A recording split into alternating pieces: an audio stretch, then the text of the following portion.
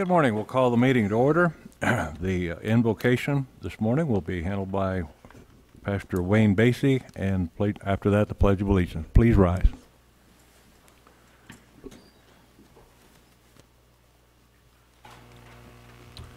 Let us bow our heads. Heavenly Father, as we come into your presence this morning, we're here to do the business of the Mojave County, Lord. And as we do so, we're asking for your presence to be amongst us, Lord.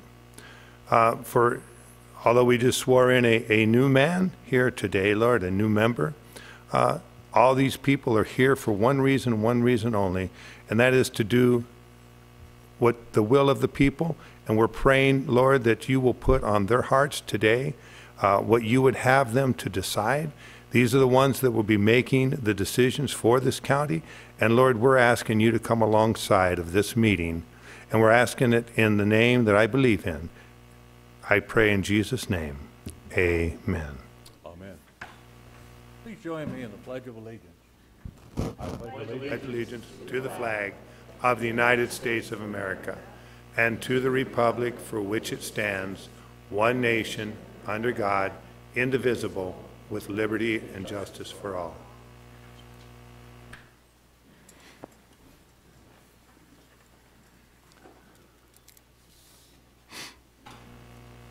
The Board of Supervisors may, by motion, recess into an executive session to discuss and consider items noticed on the agenda with a asterisk. Pursuant to the Arizona Revised Statutes, which authorizes discussions, considerations of employment, assignment, appointment, promotion, demotion, dismissal, salaries, disciplining, or resignation of a public officer, appointee, or employee of the county. At this point, I'll call for a motion and action to call for an executive session to be held on December 3rd, 2018 at 9 a.m. for discussion and consultation with legal counsel in accordance with the Arizona Revised Statutes to discuss the items noticed on the agenda with an asterisk. So made. We have a motion and a second. Any further discussion? There being none, those in favor signify by saying aye. Aye. Aye. Those opposed? Motion carried. On to official business, a discussion of pending or contemplated litigation. Mr. Usman. Nothing to report to the board. Thank you.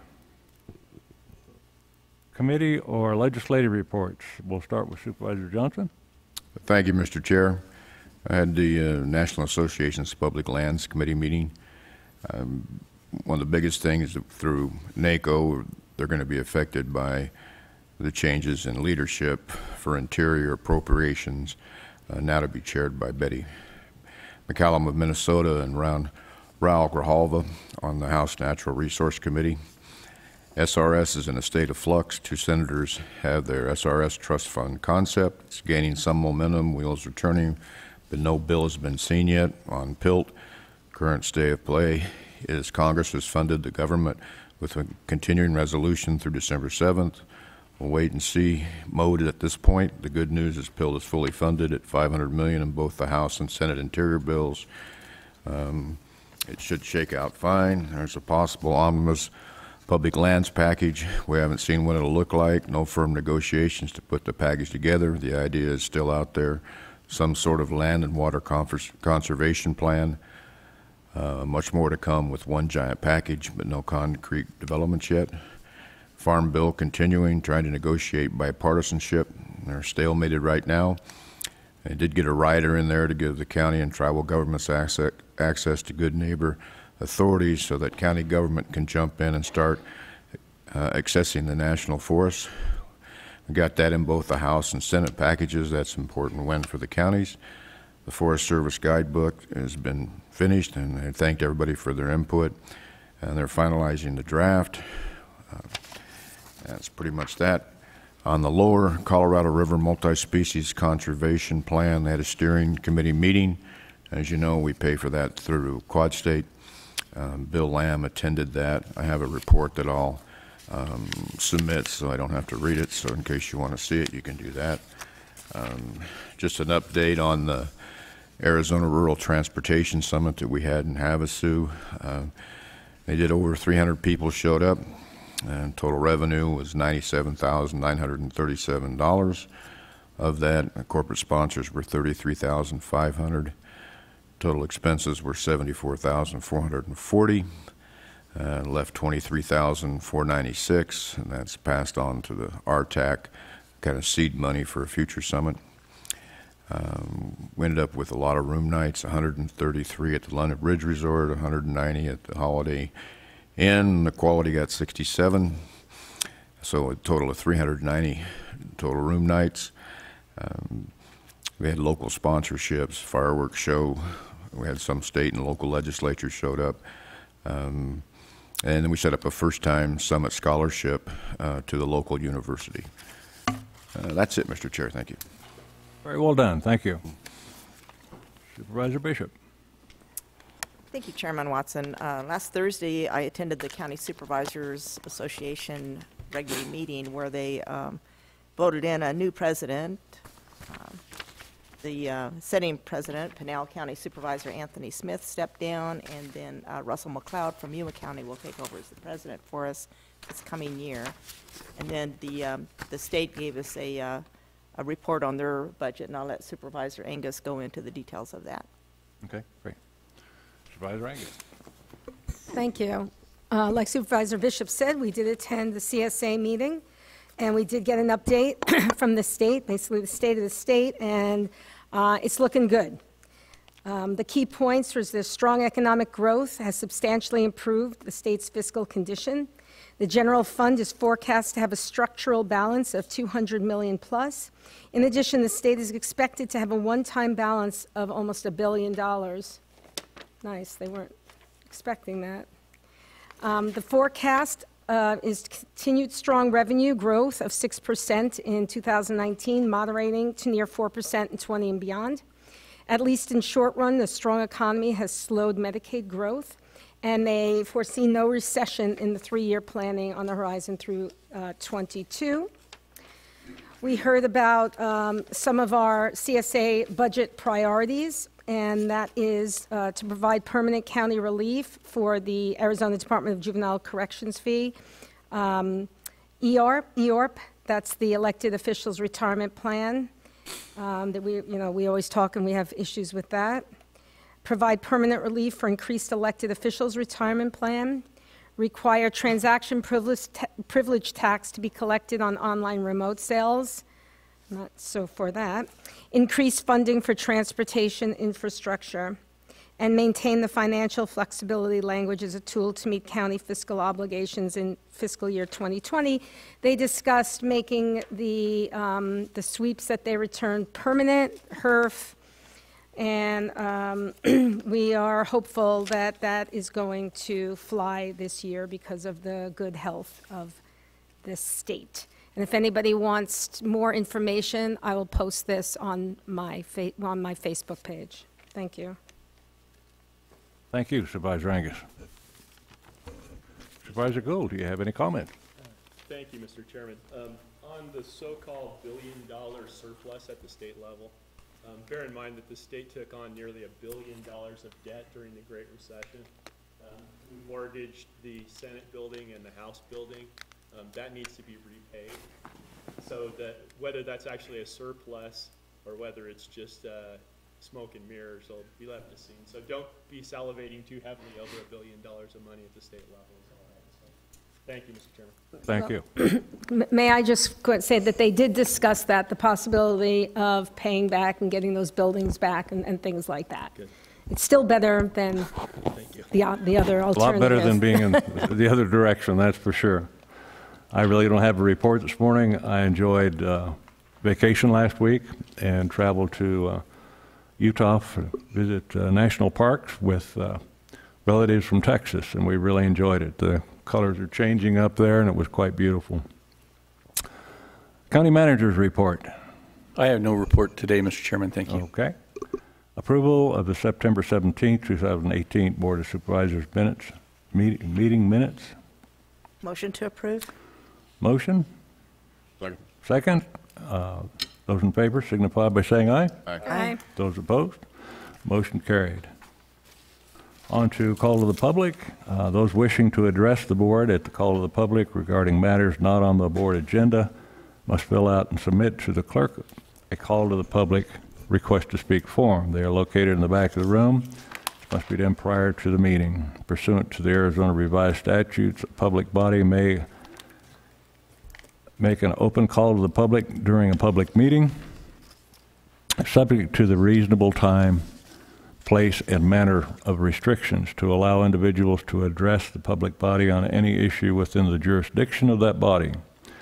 At the conclusion of an open call to the public, individual members of the public body may respond to criticism made by those who have addressed the public body, may ask staff to review a matter, or may ask that a matter be put on a future agenda. However, members of the public body shall not discuss or take legal action on matters raised during the open call to the public unless the matters are properly noticed for discussion and legal action. This morning we have several people that would like to speak to call to the public. Michael Boone.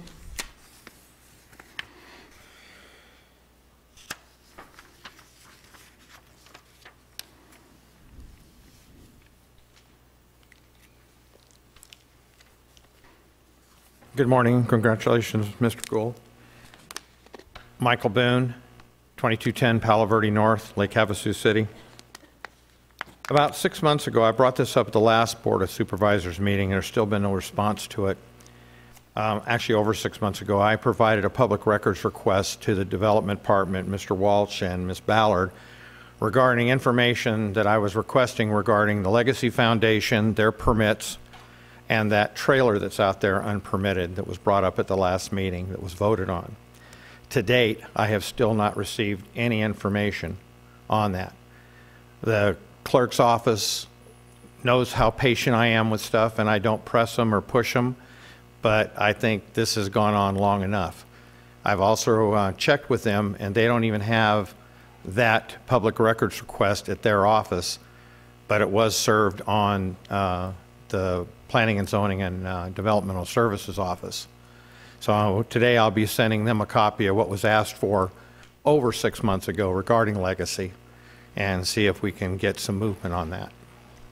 So it makes it difficult, you know, when you're trying to be cooperative as a taxpayer and a specific division of the county government is not moving on what they were requested. Thank you. Thank you. Trent Pike.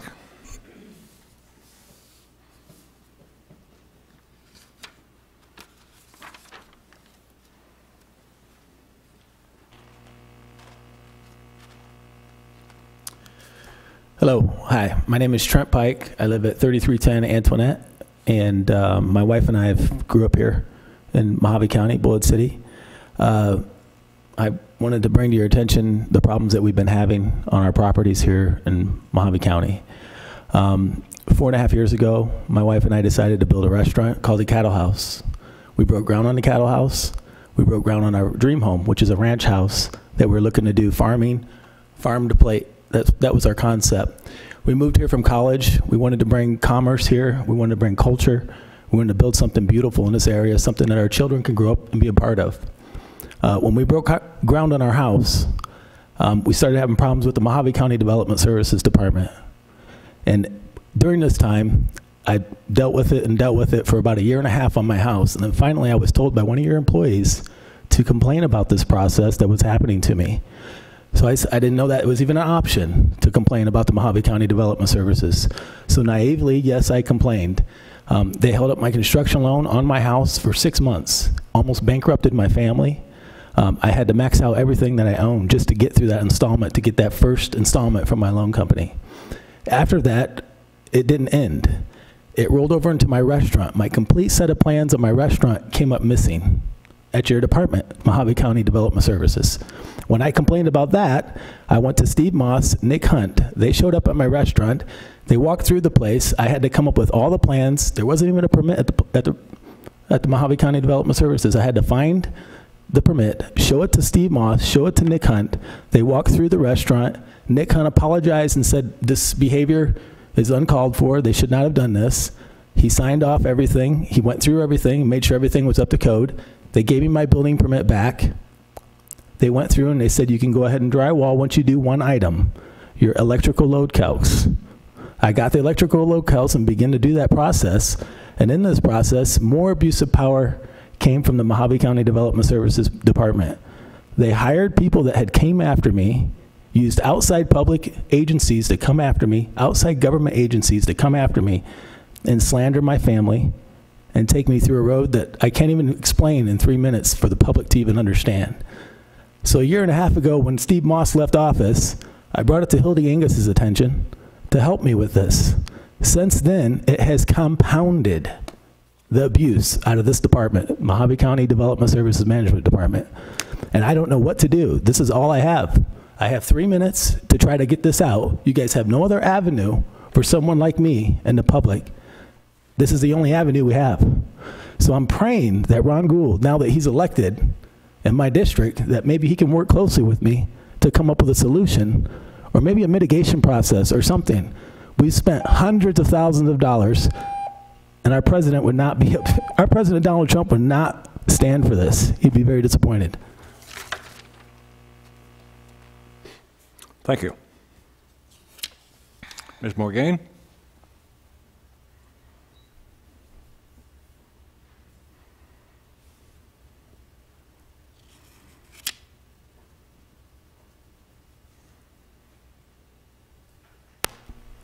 Thank you, Chairman Watson. For the record, my name is Jem Morgan. I am a District 1 constituent. What I want to speak about today is a response to Supervisor Johnson's comment from last meeting when I came to this council to talk about the poisoning of the water by the Roundup that is going to leach down into our aquifers. The second water poisoning issue that I spoke of is the potential uranium mining that is going to be explored by this Board of Supervisors up in Colorado City. My question, or my what I was bringing to this council was about the potential contamination of the radiation of the aquifers up there. Yes, that was one issue. But I asked this board to please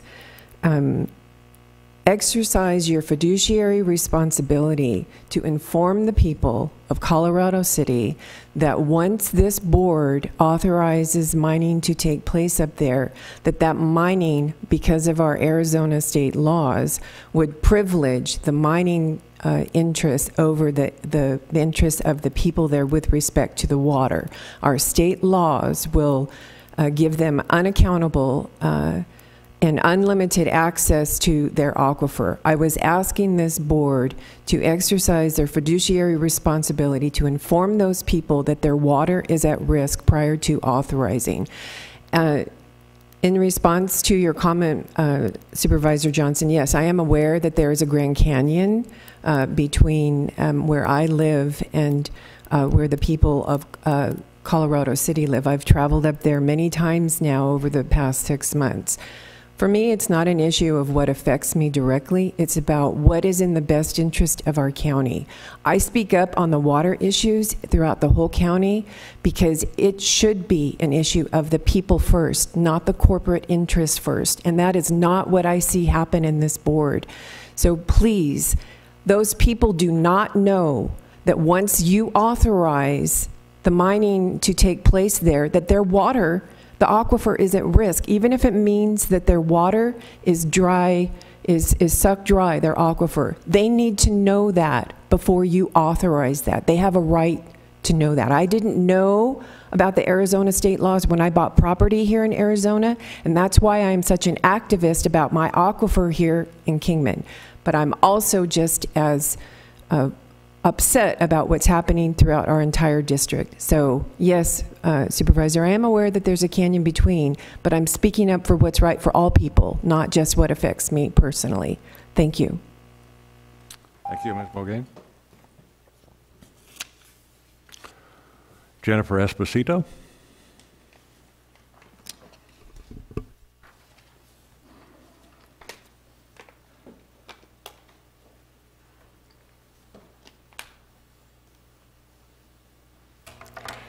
Jennifer Esposito, 3211 East Snavely Avenue, Kingman. Congratulations to Senator, now Supervisor, Ron Gould. Now that we have a full board, I would like to make sure that I state this on the record. It's in relationship to the powers that this board has to make laws over things that affect the county. This is not my opinion. This is the Arizona Supreme Court's opinion. And given that Supervisor Gould was in the legislature, he has a unique perspective on the powers granted to this board to make law. The Arizona courts have interpreted issues of delegated powers consistent with the understanding of the framers of the Arizona Constitution. It is well settled that the legislative powers of counties are very limited. Quote, the lawmaking powers of the county are entirely derivative. The Board of Supervisors can exercise only those powers specifically ceded to it by the legislature, Hart versus Bayless Investment Trading Company. Quote, a county board of supervisors has only those powers expressly conferred by statute or as necessarily implied therein. Pickrell versus Downey, and county supervisors may exercise no powers except those specifically granted by statutes and in the manner fixed by statute, Mojave County versus Mojave County Kingman Estates Incorporated. In other words, if the legislature did not specifically grant you the power to make law over something, you don't have that power. It occurred to me that several things this board have done may not have any legislative force and effect. For instance, I believe that Senator Supervisor Gould was in the legislature when the agriculture exemption was discussed, and he may have some unique insights on things like that. It also has occurred to me recently that I have an issue with development services as well, as you will find out through the notice of claim you received today. But the development services may not have the legislative authority to regulate vehicles parked on a private property.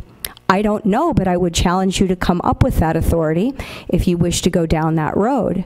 But going forward, the five of you should think very carefully about what powers you have to make laws over specific things, because you may not have that power. You may be acting beyond your legislatively delegated powers, and if so, you're treading in a really bad place. And Mr. Esplin should keep that in mind as well. Thank you very much, and again, congratulations, Senator Supervisor Gould. Thank you. Thank you, Ms. Esposito.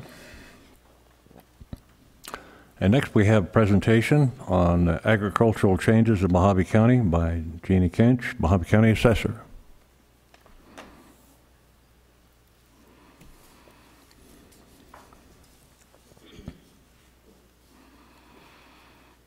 Good morning, and thank you for all your hard work. Good morning. Congratulations, Mr. Gould. Thank you for being a part of our team here. Brett McKee, my lead appraiser, is also going to be joining us in this presentation. We were honored and invited by the Department of Revenue to do a presentation for the 2018 tax conference.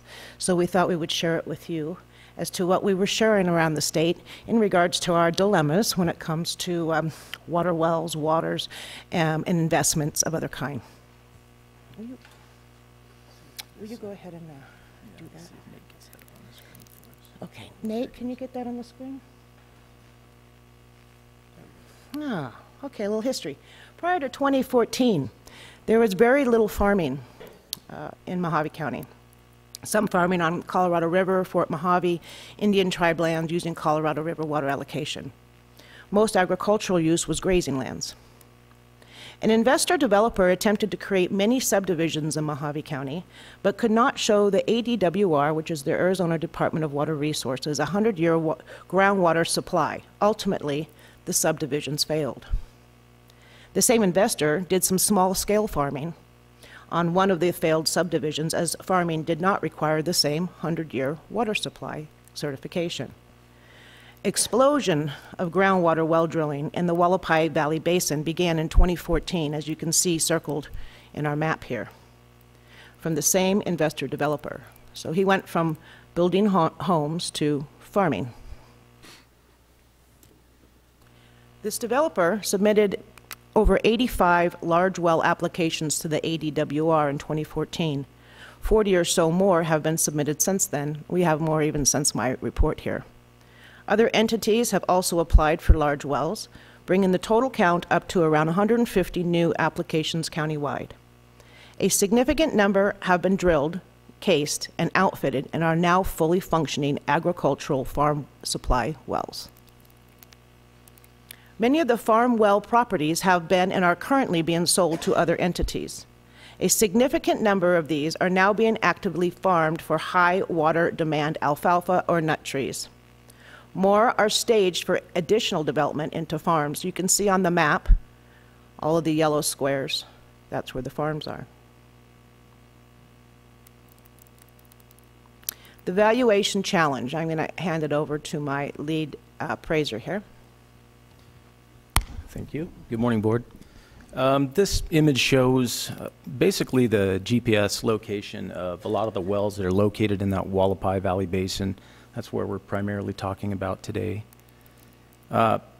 When we were first brought knowledge of these wells, it occurred to us that we really didn't have a good valuation model in place to value these properties. We found them to be very, very large, very, very deep wells, and our current costing system doesn't really address those very well.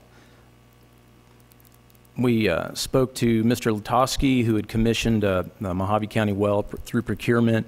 A very similar well cost in excess of $1 million, whereas had we valued these wells with our existing cost data, they would have come in at about a quarter of that price. And so it occurred to us that we had significant value escaping the roll. And so that became an appraisal challenge. And, you know, pretty much right when Jeannie came on board, we went through and began canvassing these wells, trying to get these on the tax roll. That started in 2017. We looked at 35 wells, just got some quick images here. This shows a capped off well. But many of the wells aren't capped off. They're fully producing agricultural wells with this sort of infrastructure on the surface. Very, very large filtration units, turbines, diesel motors. There's a turbine drive feeding a filtration system. There's a lot of cost here, a lot of value that we simply didn't have on the roll. And so we worked with you guys, the board, and we commissioned a study from some experts in the field. We sent out a request for bid on some specific criteria that we had included. Basically, we wanted them to look at 5 wells and return some market-based costs for us. So we commissioned a study with Michael Baker International, and they came back with some results for us.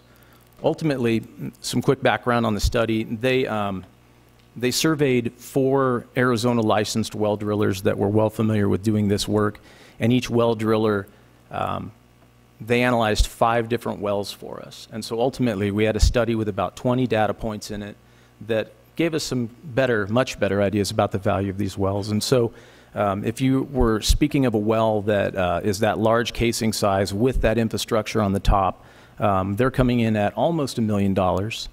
And we're finding about half of the well's value is kind of below ground and half of it is above ground. And ultimately, we put those on the tax roll. When they make it to the tax roll, the nature of our taxation system means that a smaller portion of that value ends up being taxable. But we've estimated that one of those wells would generate about $13,000 to $14,000 in annual taxes. So we continued to capture the remaining wells and add them to the roll. We've done that for the last year and a half. We have emphasized going to the farms and picking up any values that are on there, which is something that we didn't need to do before because we didn't have farms. 92 industrial wells have been added to the roll through 2020. And ADWR data indicates more well applications have been made and will still be reviewed, so they keep coming. The main developer in the area originally wanted to do massive development but could not because of water issues. One of the developments already had over 1,000 home reservations. The ADWR estimated the average individual in Arizona uses 100 gallons of water a day. Census information indicates the average population per household is 2.45. So the average household uses about 245 gallons per day. So consider this. The average house generates about $1,190 in taxes. The average well generates about $13,500 in taxes. The average house uses 245 gallons per day. The average well can pump 2,000 gallons per minute. Running 6 hours a day, the average well pumps about 720,000 gallons per day. 2,939 houses worth of water for one farm well. So that kind of gives you some numbers there. That 2,939 houses at $1,190 a house average is about $3,497,000 for our county versus the well at $13,500 per well. And we don't have 100 on there yet. I'm sure you can figure the math. This all becomes very important, and the amount of water is limited. When our water is limited, it becomes very important. So this is another image of that same study area, and it may be a little hard to tell from the slide, but the purple dots are wells. The blue dots are also wells, but they're ADWR test wells. So they monitor the water levels in those wells for changes over time. And this is a quick image of a hydrograph, and the easy way to think about this is this represents water level over time. So there's some numbers on both axes. You can see dates are on the bottom, and the depth to the water and the actual elevation to the water is on the two sides of the y-axis. And so keep that in mind as we look at some of these next hydrographs. This well is actually to the northeast of this area about 5 or 10 miles. It's not very far away, this particular hydrograph. And so back to this. That little blue dot, this is a kind of a sub-image of its hydrograph. It's fairly stable. You can see it kind of jumps around a little bit. The scale of water that you can see there is not very big, but it's a couple of feet variance, 3 feet variance over the course of a number of years. But as we go closer and closer to the farming area, which is mainly in the south end of this oval, you can see that that test well has dropped kind of precipitously in the last few years. The same thing with that well. And then finally, this one that's kind of closest to the bulk of the farming right now has dropped a lot. And it may be hard to tell, but the scale on that final hydrograph is actually by 5 instead of by 3, I believe, by 2. So that's a pretty deep drop in that well. In a May 2017 meeting, the ADWR estimated the annual withdrawal of the aquifer had increased to 32,000 acre-feet, almost 4 times the annual recharge. In February of 2018, not even a year, a presentation, the USGS confirmed the estimate and verbally recognized the potential withdrawal could exceed 100,000 acre-feet per year. Draining aquifers, even a little, may impede future development. 100-year water supply more difficult or impossible to prove. The investor, many moons ago when he started, really didn't have good studies to prove that there wasn't a 100-year water supply, but they were continually denied. The physical availability decreases, that's obvious. Water quality may degrade as it goes further down, and infrastructure costs increase dramatically.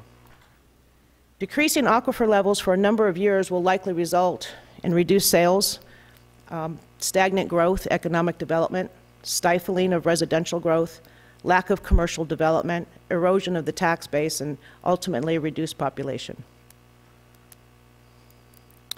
So what is Mojave County doing? In May of 2017, remember, I will reiterate, we were speaking to the state here, so this is telling us what we're trying to do as a county. Mojave partnered with the City of Kingman and the USGS for a groundwater flow model study to establish with accuracy the effects of current water withdrawals. Mojave County and the City of Kingman are partnering in a stormwater recharge program with the goal of increasing infiltration and recharge to the aquifer. And Mojave County worked with our legislator to pass SB 1525, which appropriates $100,000 to the ADWR for an additional independent depletion study in the Wallapai Valley Basin. And what is the state doing? The state has a participation in public discussion and passed SB 1525, but no other hard actions have been taken to address local management practices. Possible legislative changes? I want to be clear to the board and everybody out there. We're not against farming by no means. We're just against inefficient farming. And if we were to possibly growing water conservative plants, things that don't use as much water, would be beneficial to our whole county, obviously for monies too. Crop restrictions based on water requirements was one of the things that we could have a possible legislation focus on water conservative crops such as hemp, which is now legal. Other crops such as the nut farms and the grapes don't use nearly as much as alfalfa. Active management areas, we've discussed this in the past, and we've said, well, you know, our points were no, because it's your grandfathering. Everybody can still continue doing what they're doing, even if we go through the trouble of an AMA. Because there is farming moratoriums in the effective areas, but if they're already there, there's nothing we can do about them already being there. So that's something you got to keep in mind. Statewide water conservation efforts, promotion of water conservation measures even more, and in the areas that use groundwater would be beneficial, and allow for rural management areas. And this has been brought about, and at the water meeting it was brought about, and I believe Jen Miles from the City of Kingman had mentioned it, and I think it's a fabulous idea to have a rural management area so we can take care of our own public policy that's going to protect ourselves, and be used for development and local goals and objectives to identify and achieve best management practices and protective public policies. Final thoughts. Of course, our land is more valuable than our money, your money. It will last forever. It will not even perish by the flames of fire. As long as the sun shines and the waters flow, this land will be here to give life to the men and animals. Remember, the water must flow. Chief Crawford. And when the well is dry, we learn the worth of water, says Benjamin Franklin. What happens now? What do we do? And what do you recommend? We had some great discussion after this presentation at the state level. We left it at that. There's really no real answer. It's not up to us, but it's up to the people to make any changes in regards to maybe a rural management area. Is there any questions? Questions for Assessor? Thank you. That was very interesting. We've been hearing about it around the county, and to see it on paper and all the hard work you did. The RMA, the rural, and you know, we have been reticent to go into the AMA. You know, be careful what you wish for, and who really ultimately has power. But I think that CSA, we brought that to CSA, and that is another thing I didn't have in my report, but that is something that we will be working on. I know Representative Cobb is taking the helm on this one, and so hopefully this year we can get some movement on that, and I think we believe that that will help us. I agree. You know, manage our own destiny. I agree. Thank you. Thank you. Thank you.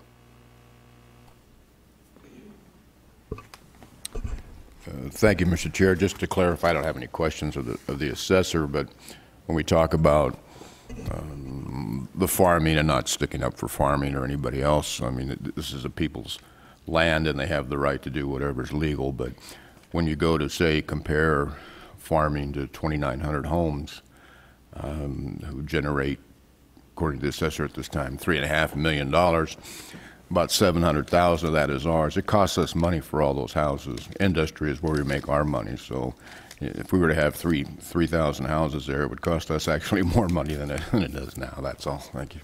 Thank you. Thank you for your comments, Supervisor Johnson. Supervisor Bishop? Thank you, and I just wanted to thank the assessor, Jeannie Kench, and all the hard work that she's done with assessing these new wells and bringing attention to the value. And I'm looking forward to this next legislative year where we not only have Regina Cobb, who's tried and tried and tried again to get new legislation to help with the water situation, but she has some good ideas that she's bringing forward. She's got the support of our newly elected Representative Leo Biasucci, and of course Sonny Borelli is on board, and they're going to have a difficult and challenging time, and they will need all of the support of Mojave County and the rest of the state, and that's where the difficulty comes in is getting the support from the rest of the state. As you all know, Mojave County is a little unique with our water situation. Thank you. Thank you, Supervisor Bishop. Supervisor Gould. Thank you, Comment? Mr. Chairman. I enjoyed the presentation. It was very informative, and I'm interested in what it takes to create a rural management area, and what does that actually do? Because the devil is always in the details, so we need to be watching out for the devil. That is correct. Thank you. Thank you very much, Jeannie Kent, for your presentation. That was fantastic. Now we're on to the consent agenda. The following items listed under the consent agenda will be considered as a group and acted upon by one motion with no separate discussion of said items, unless a board member so requests. In that event, the item will be removed from the consent agenda for separate discussion and action. So we'll start to my left. Supervisor Johnson, items to remove? Nothing, Mr. Chair. Supervisor Bishop? Nothing. Supervisor Angus? Nothing. Supervisor Gould? Nothing, Mr. Chairman. Very good. We have no items to pull off the consent agenda. Chairman wants to make a motion that we approve items 5 through 26 on the consent agenda. We have a motion and second to move items 5 through 26 on the consent agenda. Any further discussion? There being none, Madam Clerk. Roll call vote, please. Supervisor Angus? Yes. Supervisor Johnson? Yes. Supervisor Bishop? Yes. Supervisor Gould? Yes. And Chairman Watson? Yes. Motion carries. Thank you. On to public hearings. I'll open the public hearing for the discussion, possible action to approve a placement of a lien on dangerous building abatement in the amount of $5,114.30 in accordance with Section 110 of the International Property Maintenance Code on Assessor's Parcel Number 324-04-422. Its location is 3575 East Devlin Avenue in Kingman, Arizona. The owner of record is Long Term Land LP 50. Do we have questions for Mr. Walsh? Mr. Chairman. Certainly. Supervisor Gould. Thank you, Mr. Walsh. How long does it take for the county to actually enforce a foreclosure on these properties to recoup the money that from the lien that's been placed for their demolition? Chairman Watson, Supervisor Gould. Typically, what's happened in this case is the property was found to be a dangerous building. The chief building official made that determination. We noticed the property owner.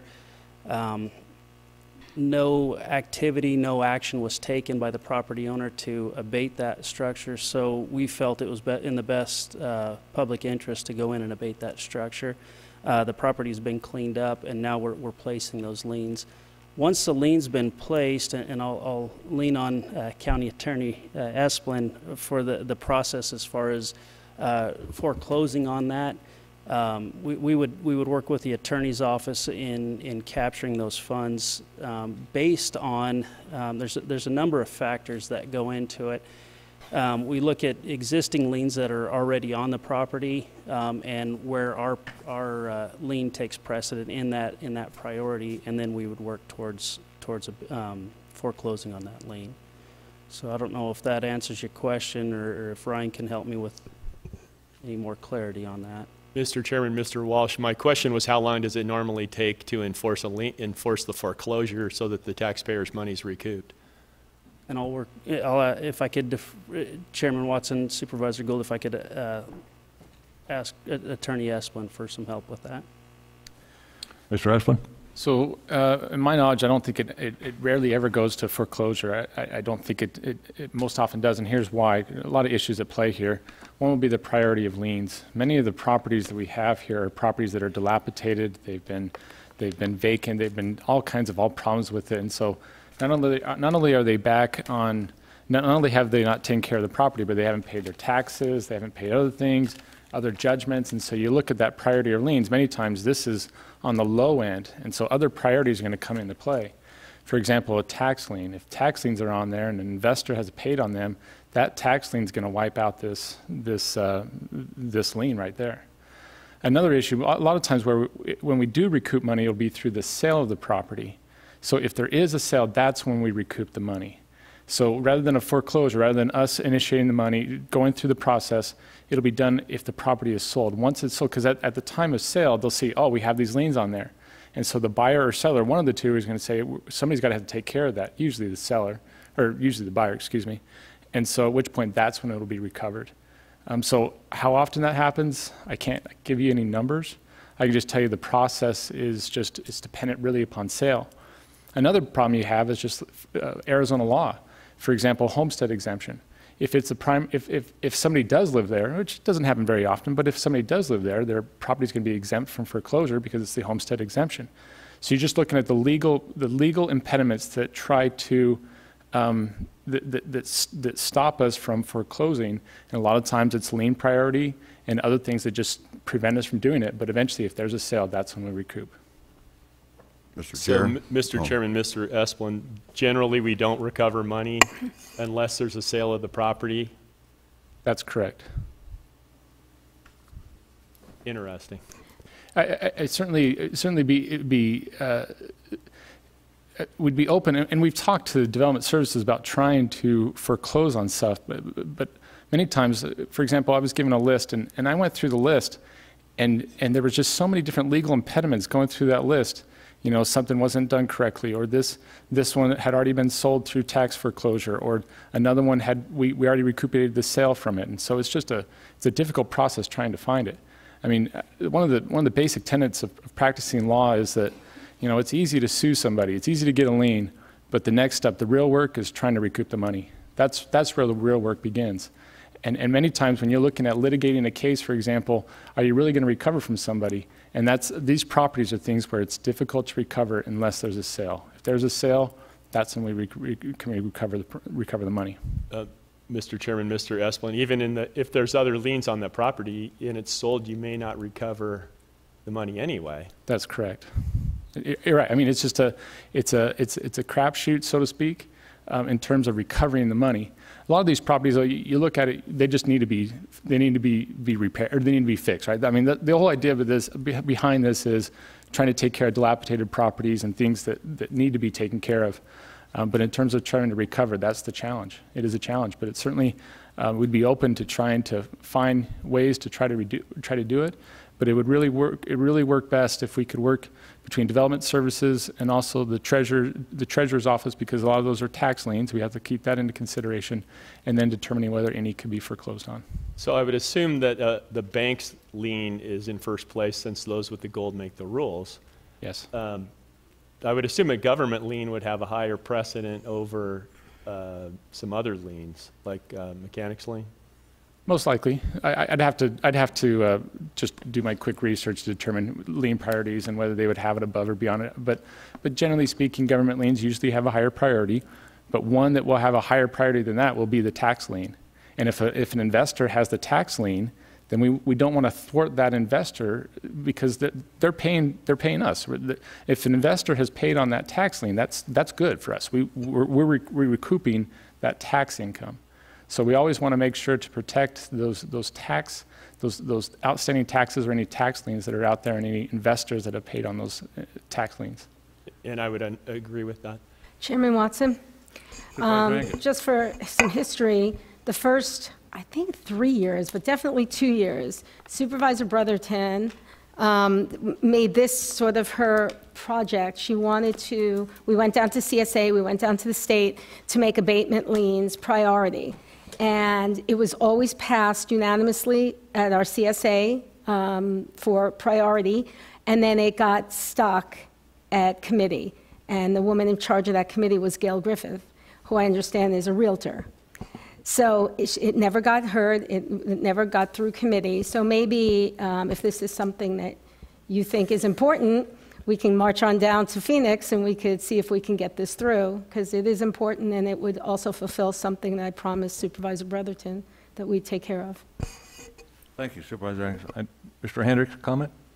Mr. Chairman, that was one of my points. I wanted to thank you, Supervisor Angus, for bringing that up, that we did try to run legislation to try to address that issue. I also think it's important to for the public to know where the monies come from for this abatement program. Could you expand on that, please? You bet. Chairman Watson, thank you. County Manager Hendricks. The funding for this project comes from a fee that's charged at the landfill. Basically, a dollar for every ton that comes in, and that's going off of memory, so I don't have that in front of me, so I could be off, but if memory serves, a dollar for every ton that goes into the landfill. 50 cents of that goes to the dangerous building abatement. 50 cents also goes over to environmental health for their trash abatement program as well. So we receive those funds, and based on those funds, we have an abatement action committee that we hold with members, various fire chiefs, members of the public health is involved, and other divisions within the county. And what we do is our inspectors go out, they look at these dangerous buildings, and they bring them back and bring a report. And based on their report, the committee prioritizes those projects. And based on funding, we then address those top priorities. Once those are addressed, then we come back and present them to you all for placement of that lien. Mr. Chairman. I'm glad that it's not general fund money, but generally it's done like government normally does it, is we tax the people that pay their bills, and we use that money taken from people to clean up other people's messes that don't pay their bills and don't take care of things. So the guy that doesn't haul his trash to the dump, that doesn't pay that fee at the dump, ends up having the taxpayer come in later and clean his mess up with money that was overcharged by people that do take care of their messes. But I'm glad it's not general fund money, but it's still something that we need to take a look at. And thank you for your explanation. I'm not trying to pick on you. I'm just trying to learn how this stuff works. Absolutely. I'd be happy to answer any other questions you have as well. Thank you. Any further questions for Mr. Walsh? Thank you, Mr. Walsh. Anyone else wishing to speak to item number 27? The public hearing is still open. Anyone wishing to speak to item 27? There being none, I'll close the public hearing. Motion to approve. We have Second. a motion Second. and second for approval. Any further discussion? There being no further discussion, Madam Clerk, if you'll do a roll call vote. Supervisor Angus? Yes. Supervisor Johnson? Yes. Supervisor Bishop? Yes. Supervisor Gould? Yes. And Chairman Watson? Yes. Motion carries. Thank you. Item 28, open the public hearing for the discussion, possible action, approve the placement of lien for dangerous building abatement in the amount of $9,436.51 in accordance with Section 110 of the International Property Maintenance Code on assessable parcel number 324-06-026A. Location is 3039 East Carver Avenue in Kingman, Arizona, 86409-1513. The owner of record is Veronica Dawn Stein. Do we have questions for Mr. Walsh? No questions for Mr. Walsh? Anyone wishing to speak to item number 28? Again, this is a public hearing. Certainly have this opportunity to speak to item number 28. There being no one wishing to speak, I'll close the public hearing. Chairman Watson, motion to approve. Second. Motion and a second for approval. Any further discussion? There being none, Madam Clerk, if you'll call a roll call vote. Supervisor Angus? Yes. Supervisor Johnson? Yes. Supervisor Bishop? Yes. Supervisor Gould? Yes. Chairman Watson? Yes. Motion carries. Thank you very much. On to our regular agenda. Item number 29, discussion and possible action regarding a review of custom ops BMX development, operation, and maintenance of the public bicycle riding recreation facilities on approximately 2 acres in County Lease Bureau of Land Management land designated for BMX recreation and competitive use at the southeast corner of Hancock Road and Highland Road in Bullhead City. That's within Section 20, and further review, approved lease for compliance for continuance of the proposed BMX track operations. This operation is located in Supervisor Angus's Correct. district. Do you have any comments you'd like to? Well, we talked about this. There was some questions about whether or not this track was being run properly, if dangerous things were being taken care of and used. When we first put this out to bid, there were a couple of offers and takers, and one of the gentlemen who did not get the contract has been sort of, I'm going to say this gently, he's been sort of the oversight. So he's been going by there and telling us things that he thinks is going on or he believes should be going on. So I wanted to make sure that contractually that the owner, now operator, not the owner, the operator of the BMX track is doing everything that we've asked of him through the contract. I went out to the track, I walked around with him. He does have a schedule. There were things that happened that he did not expect, as these things usually go. But the city stepped up. The community stepped up. My wonderful Bullhead City always comes in and helps out when the need is there with anything this guy needs, lights and dirt. And when I was there was a practice going on, and there is a schedule now online. Will it be as active as the Havasu and Kingman one? I hope so, but I think that will take some time. I haven't heard any other complaints in the community about it. But I did ask for a quarterly report. I don't see Mr. Henry here, but do you want to just come up and say something, your findings? Because I believe this is going to happen every quarter now. Mr. Letowski, Mr. Barton?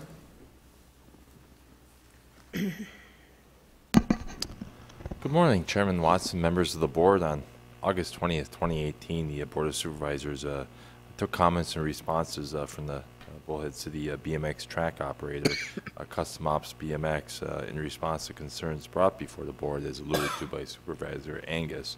And as mentioned during that August meeting, the board did direct staff to prepare a quarterly report. And I must say our Parks Administrator, Hal Barton, diligently completed numerous site visits during that period and provided in your backup a very detailed accounting of his observations, as well as his direct contacts with the City of Bullhead City as it relates to every single provision in the lease agreement adopted by the board. But I'll defer to Mr. Barton for any specifics that you wish to cover. Sure. Yeah. Chairman Watson, members of the board, when Supervisor Angus brought this to our attention, we as staff went back to the original lease agreement that was prepared and adopted by the board.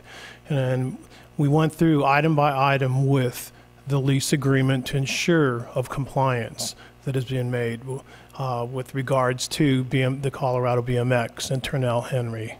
And it is our opinion that he is in compliance. We've gone through every single item on the lease to ensure.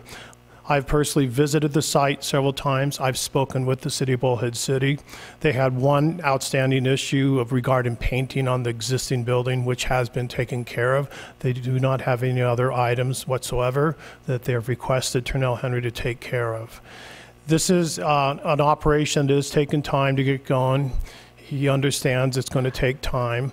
He had also quickly pointed out to me that they are the operators for the Lake Havasu as well as the Kingman BMX tracks. And over a period of time, they do want to have the same type of schedule, the same amount of bike riders as possible. So with that, I'll entertain any questions. Question for Mr. Barton? I have a question, Mr. Chair. Supervisor. What's their schedule? How many kids? How are they open every day of the week? Weekends? What are we doing? Right now, Supervisor Johnson, Chairman Watson, the track is open on each Friday of the month. He is hoping within the next month to go to 2 nights a week, where they'd have an actual practice run on 1 night a week, and then the races would be on each Friday evening. Right now, the number of races is, they have, I think it was 40 bike riders. They're trying to increase it. Here again, as they get the word out, they're hoping to get more riders. When did we do this? What was the year we did this contract? It was, we first went out, it was a year ago, last May. We went out, the board directed the Parks Department to go out to solicitation for anybody that want to come to be operators of the track. At that point, we did have 2 applicants. We did bring them to the board, and ultimately the board selected Mr. Henry August of 2017. It then took a time working with Ryan, working with Parks Department and Public Works to have the lease agreement drawn up, and the lease agreement then was done and submitted and approved by both parties in January this year. I don't know, it seems like it's moving awful slow. It seems like this has been dragging on forever, coming back and forth. The board meeting to have one day a and week. Supervisor Johnson, Chairman Watson, it did seem like it was taking time, but what it was is that the county wanted to ensure that the insurance requirements were in place and were pursuant to what our county risk department was recommending. Well, I mean, we understand that. I mean, you just say this is what the requirements are, and the guy gets the insurance policy. That's a one-day deal. They either have the money to do it or they don't. It just seems like this individual, I don't know why they've taken so long, or they didn't have the money to do it to begin with, but 1 day a week seems pretty short time for all those kids. Right. Supervisor Johnson, Chairman Watson, I also believe that when they got to the condition of the track condition was in a lot poor shape than they anticipated. They had to do tremendous work to the site to bring it up to current BMX standards. And it was also more or less just cleaning up the site. That's when it was staff did notice it on site visits, and they've done substantial work down there to clean it up. And it is our opinion that the site is a lot better than it was a year and a half ago. That's all I had, Mr. Chair. Supervisor Angus? How compared to Kingman and Havasu, how many nights are those open? Kingman and Lake Havasu, Supervisor Angus, Chairman Watson, are open 2 nights a week. 2, okay. So and Turnell said that that's his goal. That's their goal. Is to do that. And again, I've been making phone calls, I've been asking the people, I talked to the kids, and I wanted on the record that I do appreciate Mr. Nesbitt and him checking up on it. I wish he would they'd all work together for the benefit of the kids. I don't think that's going to happen, but it has kept it in our sphere, and I do appreciate that. And thank you for this update. I told, when I walked the track with Mr. Henry, I told him that I will support him, and if he needs anything from the community, all he has to do is ask. Thank you. Chairman Watson. Supervisor Bishop. My only question is, are they in violation of their lease? Are they in compliance? Supervisor Bishop, Chairman Watson, no, there are not any violations of the lease agreement. Okay, thank you. Supervisor Gould. Sir, this is BLM land rather than land that's actually owned by the county? Yeah. Supervisor Gould, Chairman Watson, yes, it is the county complex down there, which also includes Supervisor Angus's office, as well as the building division down in Bullhead City. That whole parcel of land is Bureau of Land Management. So rather than charging a business a fair market lease and let them figure out whether they can run their operation profitably or not, then what do we charge, $1? Looking back at the time, to be honest, the lease agreement was just sent out, and there was no charge to them at all. Okay. It was part of the Supervisor Gould, Chairman Watson, when we went back to the original lease with the Bureau of Land Management. The Bureau of Land Management lease, which was included in the attachments, did call out for the track being an existing BMX track. So it was on the original lease agreement that the county had with the Bureau of Land Management. So that's why we're involved in the internal operation of someone's private business. That is correct. Thank you. Oh, just one more thing, if I may. Yes, the track is between my office and the Boys and Girls Club, so it's a natural partnership, and I believe Mr. Henry has now done an agreement, a partnership that he intends to move forward with the Boys and Girls Club for more kids to be utilizing the track, and that's just a good thing for everybody. Thank you, gentlemen. Okay, thank you. Supervisor Angus, what action would you like to take? Any action to take on this? Don't have to. No, there's no action taken. It was just a All right. report. Thank you. Then we'll move on to item number 30. Discussion, possible action, acknowledge the receipt of and refer to Public Works, a petition filed pursuant to Mojave County Ordinance 2016-09 to consider including in the Mojave County Tertiary Road Maintenance System, subject to meeting all applicable requirements and subsequent board approval, South Centennial Road from West Geronimo Road to West Navajo Drive, a total of approximately 3,000 feet. This is located in the Golden Valley area. I believe that's Supervisor Bishop's territory. Yes, it is. Thank you, Chairman Watson. And if there's no questions or any discussion, I'd like to make a motion that we approve acknowledging the receipt of and refer to Public Works this petition pursuant to Mojave County Ordinance 2016-09, item 30. Very good. We have a motion? Second. And second? Any further discussion? Mr. Chairman. Supervisor Gould. I'd like to find out, when we do these things, what's the anticipated cost to the taxpayers to do this? And what really are we promising these people that we'll do? Okay, I'll ask for Mr. Letowski to come up and explain a portion of that. The cost effect to the taxpayer, these funds are all through the HERF funding. So with that, Mr. Letowski, we have questions from Supervisor Chairman Gould. Watson, Supervisor Gould, excellent question. ARS 286705B allows political subdivisions, the county, to expend their HERF funds on roadways accepted for maintenance that do not normally meet the standard, the roadway standards adopted by the county. In this case, in the early 1990s, I believe it was 1991, the county adopted an ordinance and a standard for tertiary maintenance. And it consists of those roadways that met the statutory requirements for consideration, which also included that they be laid out and open to traffic prior to a certain date. As of today, that date is June of 1990. And it prescribes a process by which the board can consider accepting roadways for a lesser type of maintenance, one that does not realize a regular blade schedule or a regular standard of care. Essentially, it is as time is available. But the board adopted a standard for tertiary maintenance that specifies that roads, provided that they meet 30 feet of minimum of public right-of-way, as well as are laid out in such a manner that they're 24 feet wide with 2-foot shoulders, and most importantly, free of large boulders and vegetation, so a subcompact car can traverse, then the board may consider accepting those roadways for maintenance. Now to the petition process.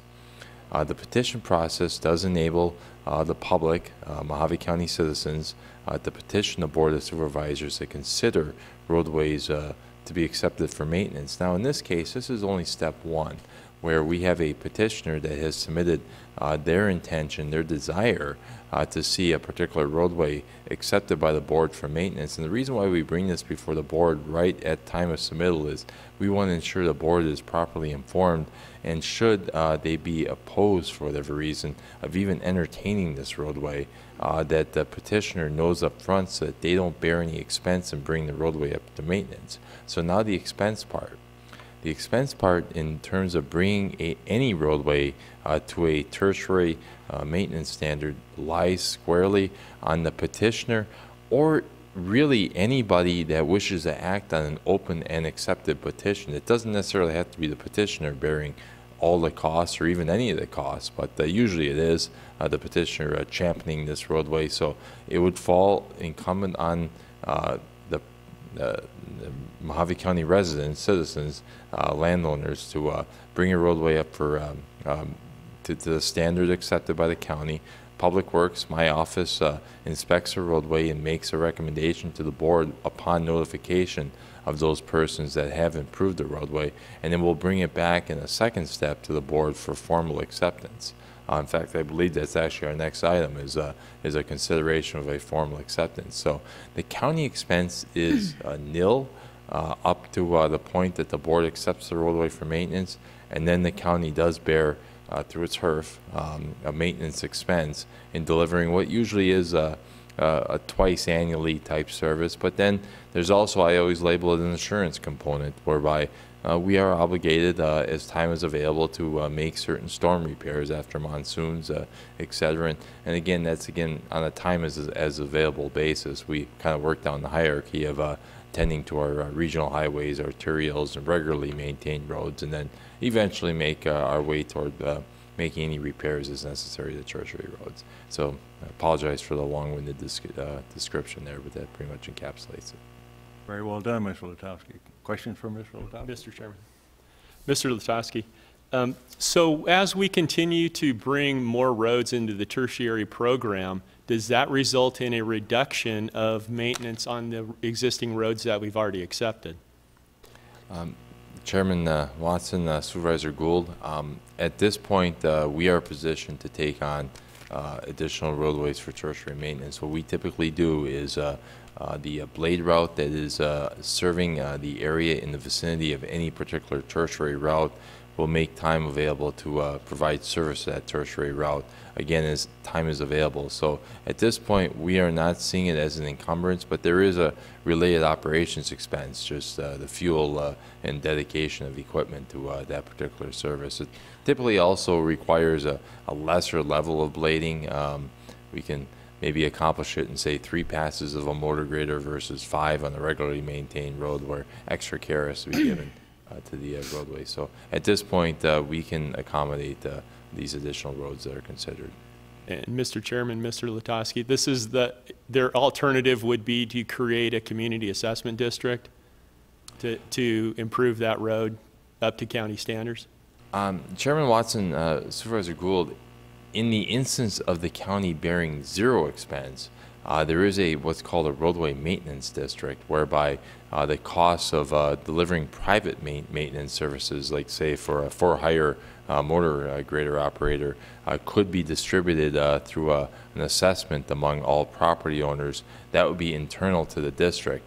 Now, under a county improvement district approach, there's an instance, and we're seeing some pick up now, where residents can form an improvement district for purposes of improving a roadway, distributing costs on the actual road improvement, not the maintenance thereof, but on the premise and usual expectation that those assessment district property owners would be presenting to the county a formal request for accepting that roadway, usually for regular maintenance. So that's where we pick up the bearing of the expense. So roadway maintenance district would be the one where the county would bear zero expense, so just be distributing that regular private grading cost to property owners. And there is one example just outside of Kingman in the northwest area of the city. Thank you, sir. Mr. Chairman, I also wanted to make one point regarding improvement districts. Generally, in an improvement district, they're talking about the paving of a roadway, because there has to be something substantial, an asset to bond for, like a paved roadway surface and a fully constructed roadway. An improvement district wouldn't necessarily be applicable for road maintenance of a dirt road or an improved surfaced road. So I just wanted to make that point, and Steve's right on the road maintenance district. That would be that avenue. Thank you, Mr. Chairman. Thank you. Mr. Chair? Supervisor Johnson. Thank you, Mr. Chairman. We've had this discussion numerous times on accepting these roads, which come up every meeting. And it's just like if we continue to give, you know, if I give 10 cents to Supervisor Bishop and then Supervisor Watson, Supervisor Gould, by the time I get to the clerk down there, it's starting to cost me a lot of money. And you just put out a report today that says our continued commitment to structural surface treatment work resulted in a 6% drop in the portion of the overall network that has met or exceeded structural service life. While we can say that those guys grading might not be overworking on the roads, it still takes money away from our overall program. And that's why I continue to vote no on these, because we don't have the money to fund what we have now. And I think our major thing should be to the surface roads that we have. That's all. Just wanted to point that out for Supervisor. Thank you, Supervisor Johnson. Got one more question for you, Mr. Letowski. How many blade routes are there total? Chairman Watson, there are 18 blade routes currently operating. These are routes that are, I'm sorry, I come from the snow belt states, operate very much like a snowplow route, where they follow a prescribed, prescribed location of service, which is varied from time to time, but the timing of which typically encapsulates about 5 to 6 weeks to complete a complete cycle. Again, our operators taking their due care in ensuring that they're not pulling off our roadways until they do a quality job. Thank you. And total miles,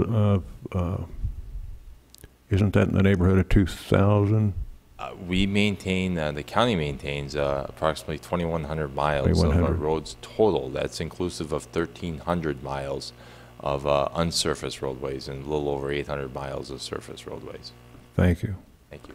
800 surfaced, 1,300 Correct. dirt roads. 1,300 dirt roads. Right.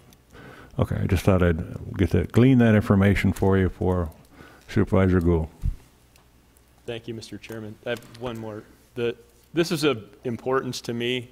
I drive Alamo Road and Santa Fe Ranch Road every day. So I drive close to 60 miles a day on dirt county roads. I have broken an axle in my F-350 pickup where it snapped the axle housing right off of the pumpkin, off the differential, and also broken an axle on a Tahoe. And I've talked to numerous people with broken axles. That's a county road. So this has importance to myself and to my constituents also. So if taking in these other tertiary roads reduces the road maintenance on that county road, that's of importance to myself and to my constituents. Thank you. I understand. Thank you. Thank you, Mr. Letowski. Okay, I think we have a motion and a second, don't we? Any further discussion? There being no further discussion, Madam Clerk, roll call vote, please. Supervisor Angus? Yes. Supervisor Johnson? No. Supervisor Bishop? Yes. Supervisor Gould? No. Chairman Watson? Yes. Motion carries 3 to 2. Thank you. On to item 31, discussion, possible action, approve the adoption of Board Resolution 2018-145, accepting the road maintenance petition request that West Wagon Trail Road from the Kingman city limits east to the end of the roadway, a distance of approximately 622 feet, be accepted into the Mojave County Road Maintenance Program for tertiary maintenance in the Fort Beale area of Mojave County. I believe this location is also in your district, Supervisor Bishop, is that correct? That is correct, and if there's no further discussion or questions, I'd like to make a motion that we approve. We have a motion and a second for approval. Discussion? There being no further discussion, Madam Clerk. Supervisor Angus? Yes. Supervisor Johnson? No. Supervisor Bishop? Yes. Supervisor Gould? No. Chairman Watson? Yes. Motion carries. Okay, on to item number 32, discussion possible action on behalf of the Indigent Defense Services accept the Mojave County Mental Health Clinic's request to terminate contract number 18-B-04, effective November 30th, 2018. With the approval and sign the agreement number 18-SS-44 with Steward Healthcare Network, the State Regional Behavioral Health Authority for Mojave County, for the provision of services as defined by Title 36, with an effective date December 1, 2018, for an initial period of 1 year, with renewal options as per the agreement. The agreement is an annual needs contract for the Indigent Defense Department program in accordance with the approved budgets per fiscal year as applicable. Questions for Ms. O'Brien? I don't really have a question, but I have a comment. I know that this took a lot of work because Mojave Mental Health just sort of took everyone by surprise, correct? And broke their contract or said they didn't want to renew or whatever, and I know it was difficult.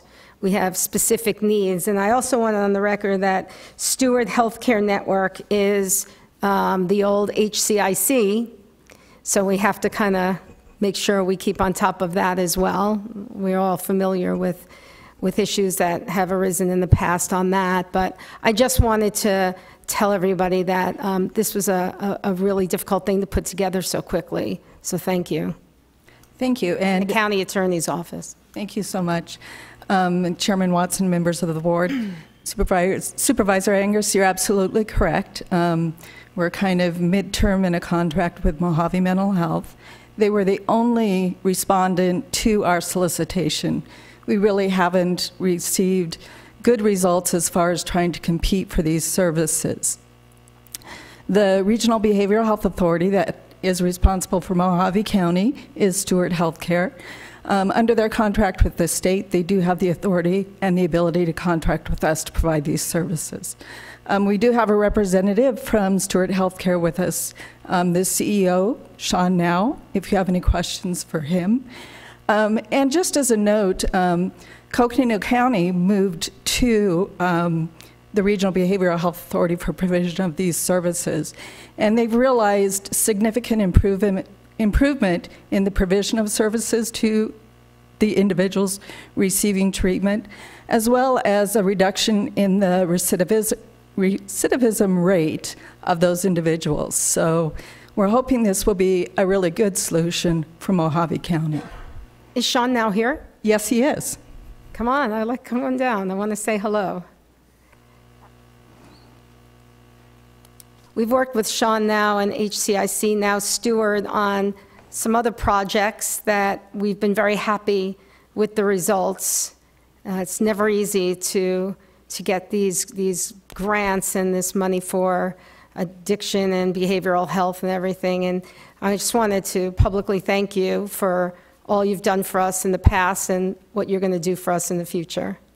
And just one note I'd like to make is we will now have multiple providers in this area for these services, where before we only had one provider. But now all of the subcontractors that contract through the REBA will be potential providers for us in the county. So I think that's a positive. Yeah. Sean? Thank you, Supervisor. I just, excuse me, Chairman Watson. So appreciate very much the kind words, and thank you. We do look forward to working with you all on this important project, very much in the same way that we started with Coconino County 3 years ago, and I will hate to admit it, but 27 years ago with Maricopa County. So it's a very important project, and we look forward to helping build a better program for people who are danger to themselves, danger to others, or gravely or progressively acutely disabled, as we work with your team to make sure that those services are available to Mojave County residents as well as just any individual in need. Thank you. Thank you very much. Thank you. Do we have any questions for Mr. Blake Schroeder? No? Okay, very good. Chairman Watson, I make a motion that we approve item 32. We have a motion Second. and second for item 32. Any further discussion? There being none, Madam Clerk, if you'll call roll, please. Supervisor Angus? Yes. Supervisor Johnson? Yes. Supervisor Bishop? Yes. Supervisor Gould? Yes. And Chairman Watson? Yes. Motion carries. Thank you. On to item number 33, discussion possible action approving the utilization Mojave Educational Services Cooperative Contract number 17A-ESI-0518, temporary recruitment services with Educational Services, Inc., ESI, in Scottsdale, Arizona, and execute the ASI agreement for employee staffing for Mike Hendricks as county manager and county engineer for an estimated amount of $178,034.52, which translates into an annual salary for Mr. Hendricks of $154,875. In addition, approve the county paying the Arizona State Retirement System required alternative contribution rate of 10.53%. It is the current rate, for an estimated amount of $16,308.34 payable to the ARS. Funding will be secured to 100-01-400 County Administration, 70%,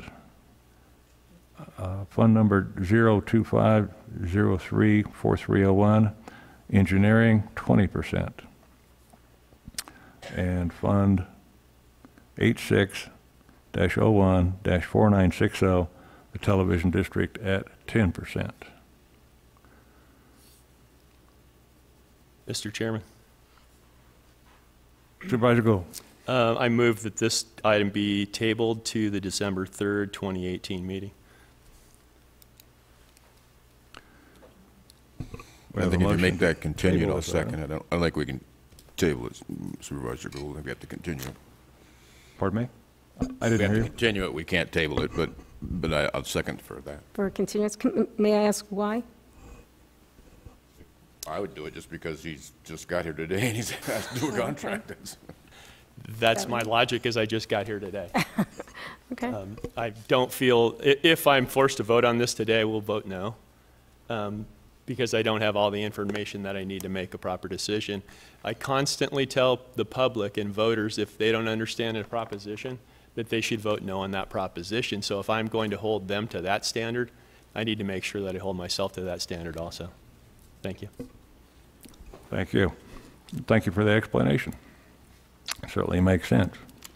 Well, we do have a motion on the floor and a second. And with no further discussion. Supervisor Angus? Yes. Supervisor Johnson? Yes. Supervisor Bishop? Yes. Supervisor Gould? Yes. And Chairman Watson? I'm the odd man out. Motion carries to continue to the 12-3 meeting. So this will be on our next meeting on December 3rd. Is that correct?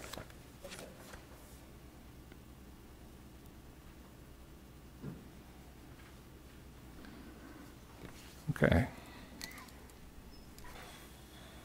We did have one person that wanted to speak to that item, but it went pretty fast. It was a little surprising. If Mr. Boone would still like to speak to that item, you're more than welcome to.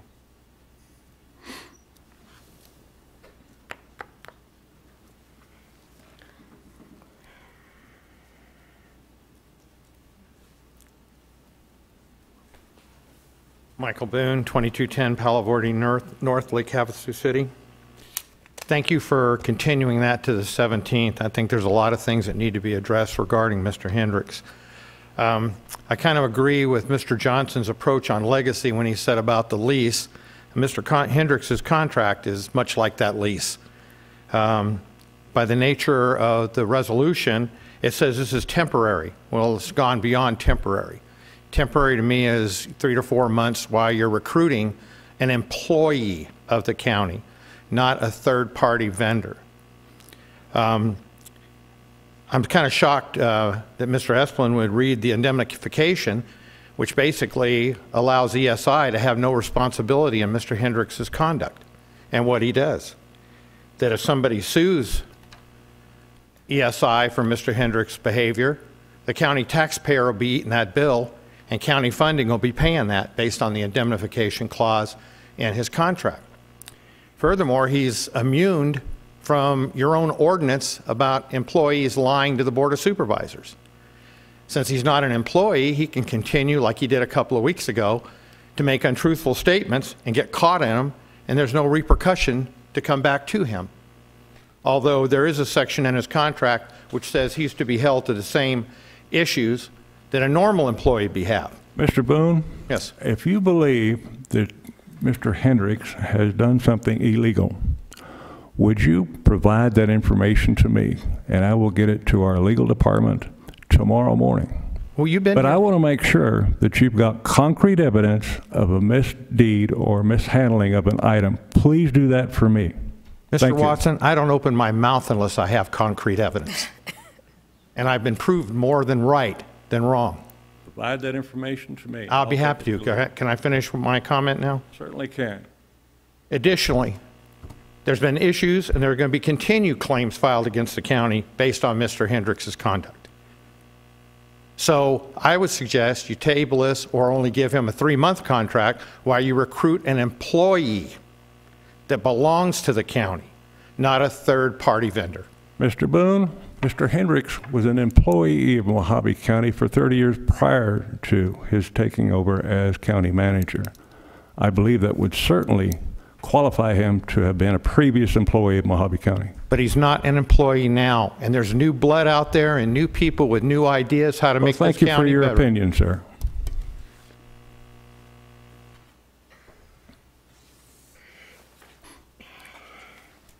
On to item number 34, discussion, possible action, approve a member of the Board of Supervisors to present Mojave County on each of the following boards. The Clean Colorado River Sustainability Coalition is number 1. The Mojave County Water Authority as number 2. And the Mojave La Paz Local Workforce Investment Board is number 3. All 3 of these boards were represented by Supervisor Wakamoto, and now we need to be reassigning them. Mr. Chairman, I'd make a motion to assign Supervisor Gould. We have a motion. Second. And second. Chairman, may I have a little discussion here? I just want to make sure that Supervisor Gould wants to be on that Mojave County Water Authority, because it is, if you have all the background and up to speed to be able to do that, because I know Chairman Watson has been very involved in our water issues, and I'm just giving you that option, or just that it could be an option. Actually, that would be my preference, at least for possibly the next 9 months until the DCP hearings are over with. But I'll certainly listen to Supervisor Gould's interest in that also. Thank you, Mr. Chairman. I am interested in that. I think it's an important committee, and it's important to my constituents. In the state Senate, I served for 4 years on committees that dealt with water. I also dealt with the Arizona-Mexico Commission in the negotiation for the water, Colorado River water that goes to Mexico. So I believe that I have the experience to come up to speed. I've dealt with Mojave County Water Authority before as a legislator. They have some problems, and I want to address those problems. And it's a lot easier to address those problems if I'm a member of their board than I am as an outside member. And these are problems that I realized back when I was in the legislature about how that committee is run. So I would like to be on that committee. Okay, I just, because of our specific issues that we have been working on, spending tens of thousands of dollars on, I respectfully believe, at least for the short time until you get up to speed, that I believe that Chairman Watson should be on that committee. But is there a motion in a second? Yes, there is a motion and a second. Okay. Any further discussion? Well, Mr. Chair, the only thing I would have to say is he's replacing the supervisor who that had his seat before was on that, and they had absolutely no experience. And I've dealt with Supervisor Gould with Mojave County Water Authority, I don't know, 10, 12 years ago, something like that, when he was a senator. So I know he's well versed in it, but I mean, the other supervisor had no experience, and Supervisor Gould has had extensive experience in it. That's all. Thank you. Chairman Watson, I have a question. Certainly. I agree with Supervisor Angus. I think I would like to keep things the way they are and keep you with the Mojave County Water Authority. I think you've got the experience and you know the people and you're current on the issues. My question is the Clean Colorado River Sustainability Coalition. I'm not sure on that, whether or not Supervisor Gould wants that or you want to continue with that as well. Really, the only interest I have is Mojave County Water Authority, and the reason for that is the current dealings that we're having with CAP, with the storage districts, and our ability to continue to keep the water here in the Colorado River corridor. So I'm suggesting that we make, if you want to move in that direction, to just make it a short term, 6 months or 7 months, and then reassign it to Supervisor Gould. That way he can get up to snuff and we can continue to carry some pretty good influence. We've had a great deal of success with the Central Arizona project. Any further discussion? Mr. Chairman? Sure. I might be confused. The county currently, I believe, has a lawsuit against, with the Mojave Valley Irrigation and Drainage District. MVIDD. That lawsuit doesn't go through the Mojave County Water Authority, does it? No, it does not. It goes directly through Mojave the County. county itself.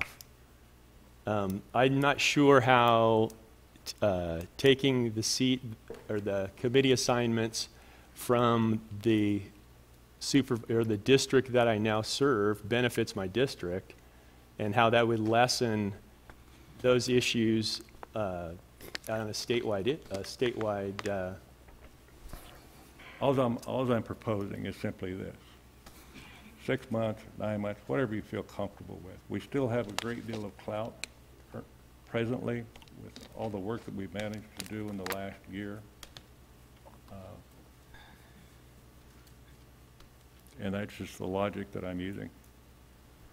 Probably within 6 months, a year, the legislature has to make a decision on drought contingencies for the Colorado River. And that's my only intent, is to continue and make sure that Mojave County has a voice in that. But if you feel that you've got more clout and more ability to deal with those people, then jump on it. We have a motion and a second.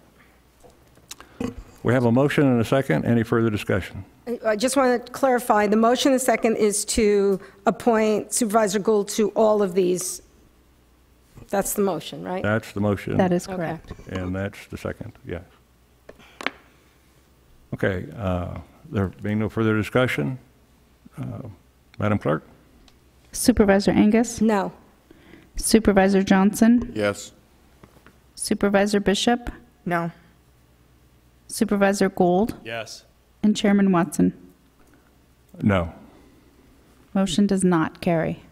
Okay, Chairman Watson, I'd like to make a new motion, please. Certainly. That we appoint Supervisor Gould to the Clean Colorado River Sustainability Coalition, the Mojave La Paz Local Workforce Investment, and appoint Chairman Watson for a period of 6 months to the Mojave County Water Authority. Second. And that would include the Mojave La Paz Local Workforce Investment Board? Oh, yeah, I think I said that. Okay. Yeah. We have a motion and a second. Any further discussion? I guess, Mr. Chair, I have some discussion.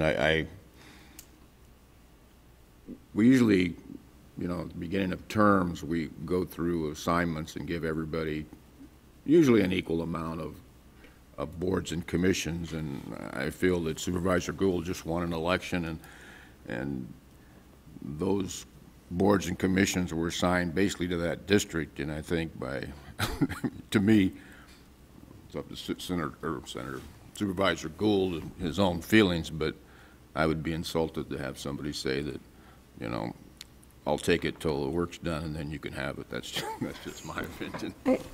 Chairman Watson, I was on the Mojave County Ward Authority before Lois Wakamoto was, so it's not specific to that district at all. Just wanted that on the record. But you gave it up, correct? I gave it up because I was doing too much, and I felt that other people were better suited for that position.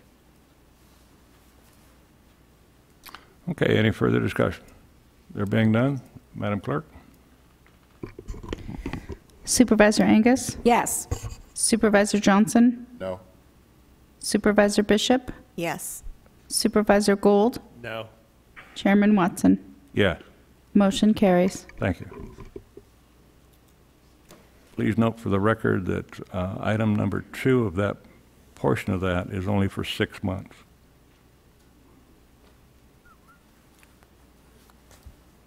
On to item number 35, discussion, possible action, approve the tenant improvement capital project to remodel part of the public works storage area at the Mojave County Central Complex located at 2001 College Drive in Lake Havasu City to design and construct 709 square feet of office space serving Mojave County Supervisor District 5, and further approve establishing a project budget of $83,500, inclusive of design, construction contingency, and construction administration necessary to complete the work sourced to Fund 100.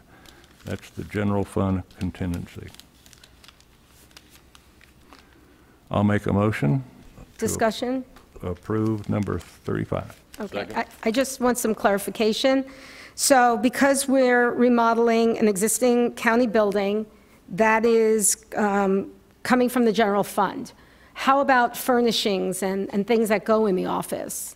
Does that come from the general fund? Because historically, at least the way I've been doing it, I'm in a county office. If there's new furniture or anything, you know, that's not part of the building, it comes out of my budget. Mr. Hendricks?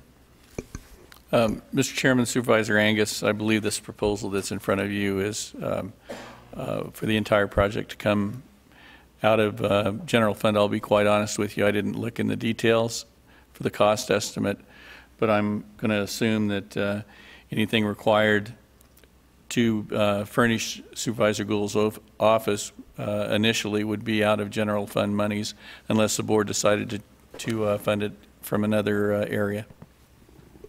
So is that the new precedent now? So if we buy new furniture and do things in our office, it comes from the general fund and not from our budget? No, ma'am.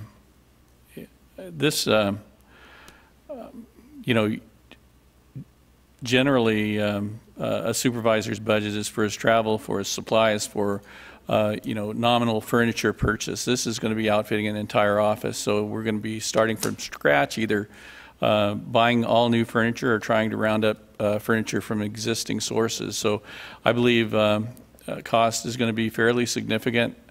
I'd have to call on Public Works, Steve Lutowski, to actually tell me whether he believes that this $83,500 is intended to cover the furniture and other things. But I guess my question is, so when we do these remodels, and again, I know we remodeled Supervisor Johnson's office, but I don't know if there was new furniture involved or anything. What's in the office itself, I've always understood, comes from our own personal budgets. Any replacements would. This is the design and construction of a complete new office facility, and it's going to include furniture.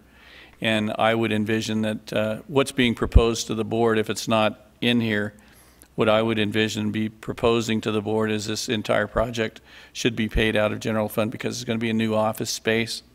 It's not going to be an existing space that you currently occupy.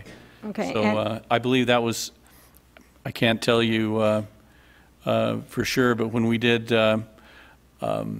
Supervisor Moss's office originally, you know, the new office, we had tenant improvements that I believe were paid outside of his budget, because your supervisorial budgets just support your staff, yourself, and your operation and maintenance. They're not intended to take on the responsibility for like this major remodel that we're looking at today.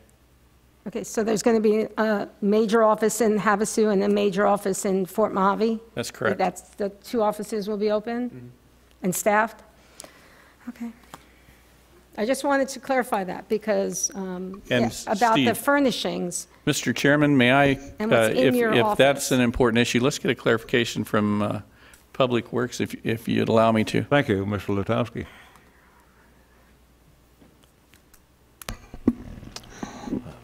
Chairman Watson, members of the board, the Public Works Department furnished a opinion of cost with regard to the complete tenant improvements project before you. The cost estimate takes into consideration an allowance of $1,200 to move existing furniture into this office, existing furniture which at this point I do not have any information in front of me.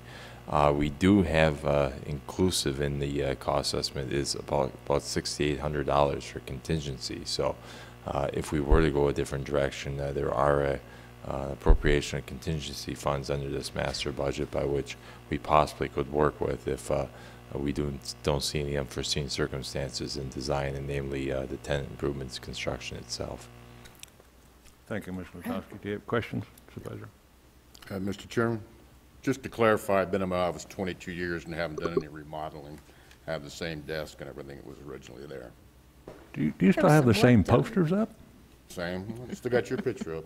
Yeah, I still have Jim Zaborski's furniture. So. Chairman Watson, if I could make a comment. Certainly. I just wanted to commend county staff for finding a place for Supervisor Gold's office where it can be convenient to his constituents. And when they visit the county offices in Lake Havasu City, it's very good that they can find both supervisors that represent that city in the same complex. And I have visited the location where the office has been rented, and it's in a second floor with a not so safe staircase going up there, and I'm just so happy to see that that's going away and that we'll have a respectable place for our supervisor to meet his constituents. So I'll be voting yes on this. Great. Yes, too. We currently have a motion and a second. Any further discussion? Supervisor Gould? Thank you, Mr. Chairman. The 5th District has a rather unique constituent makeup. About half of the people live in the northern part of Lake Havasu City, and the other half live in Mojave Valley, Fort Mojave area, with people dispersed through and then out to Yucca also. There's currently a leased office just south, which I'm sure you know, Supervisor Angus, where that one is in Fort Mojave. The other office is in a rented building, Lake Havasu City, in the downtown area. I would say 5-7 miles from the county building. It's upstairs. There's no escalator, no elevator, so it would be a violation of Americans with Disabilities Act. And even if that wasn't true, if you look at the high number of people in Mojave County with mobility issues, it would be extremely hard for them to get up and visit their supervisor's office in that building. And that's why I chose to look for a new place for the office. And I want to commend county staff for finding that space in the back portion of a maintenance garage for me. And it looks like they've laid out a great office, and I hope that you all support it. And for the record, I had no problem with the office. I just want on the record for the future who pays for what's inside the office. That's all. And I think I can bring a simple answer to your question. When we were taking our office a number of years ago, it was my understanding that everything that was in there was paid for out of the general fund originally.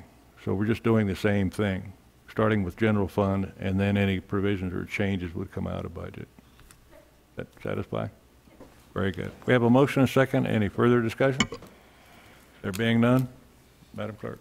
Supervisor Angus? Yes. Supervisor Johnson? Yes. Supervisor Bishop? Yes. Supervisor Gould? Yes. Chairman Watson? Why, certainly. Motion carries. Thank you. Item number 36, discussion possible action on the status of the BUNA system upgrades and implementation of a time clock and time tracking system and the Mojave County employees, for the Mojave County employees. Supervisor Johnson. Thank you, Mr. Chairman.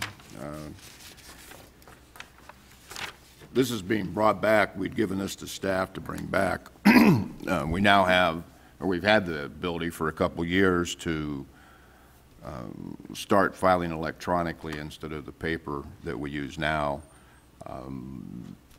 I thought staff would have brought it back to us, but I think it can be initiated with smaller offices to begin with, as we do now. Supervisor Gould knows or not, but everybody has to fill out 8 hours a day, which they probably do every 2 weeks, but they fill out their time cards, has to be time sheets, it has to be sent to a supervisor to be signed off, has to be put in an envelope, sent to finance, and then there's somebody there who probably needs mental health issues handled that has to input those into the system. So the system that we have, it can all be done electronically. They just put their 8s in, they send it to their supervisor, they okay it, and that supervisor they send it to, they would have to be decided by IT who that is, or it'd be finance.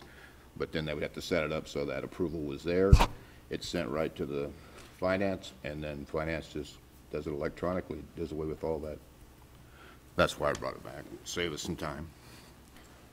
Thank you, Supervisor Johnson. Questions?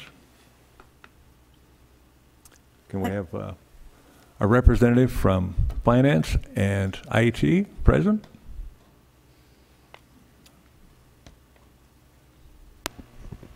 See any problems in putting this together? Good morning, Chairman and Board.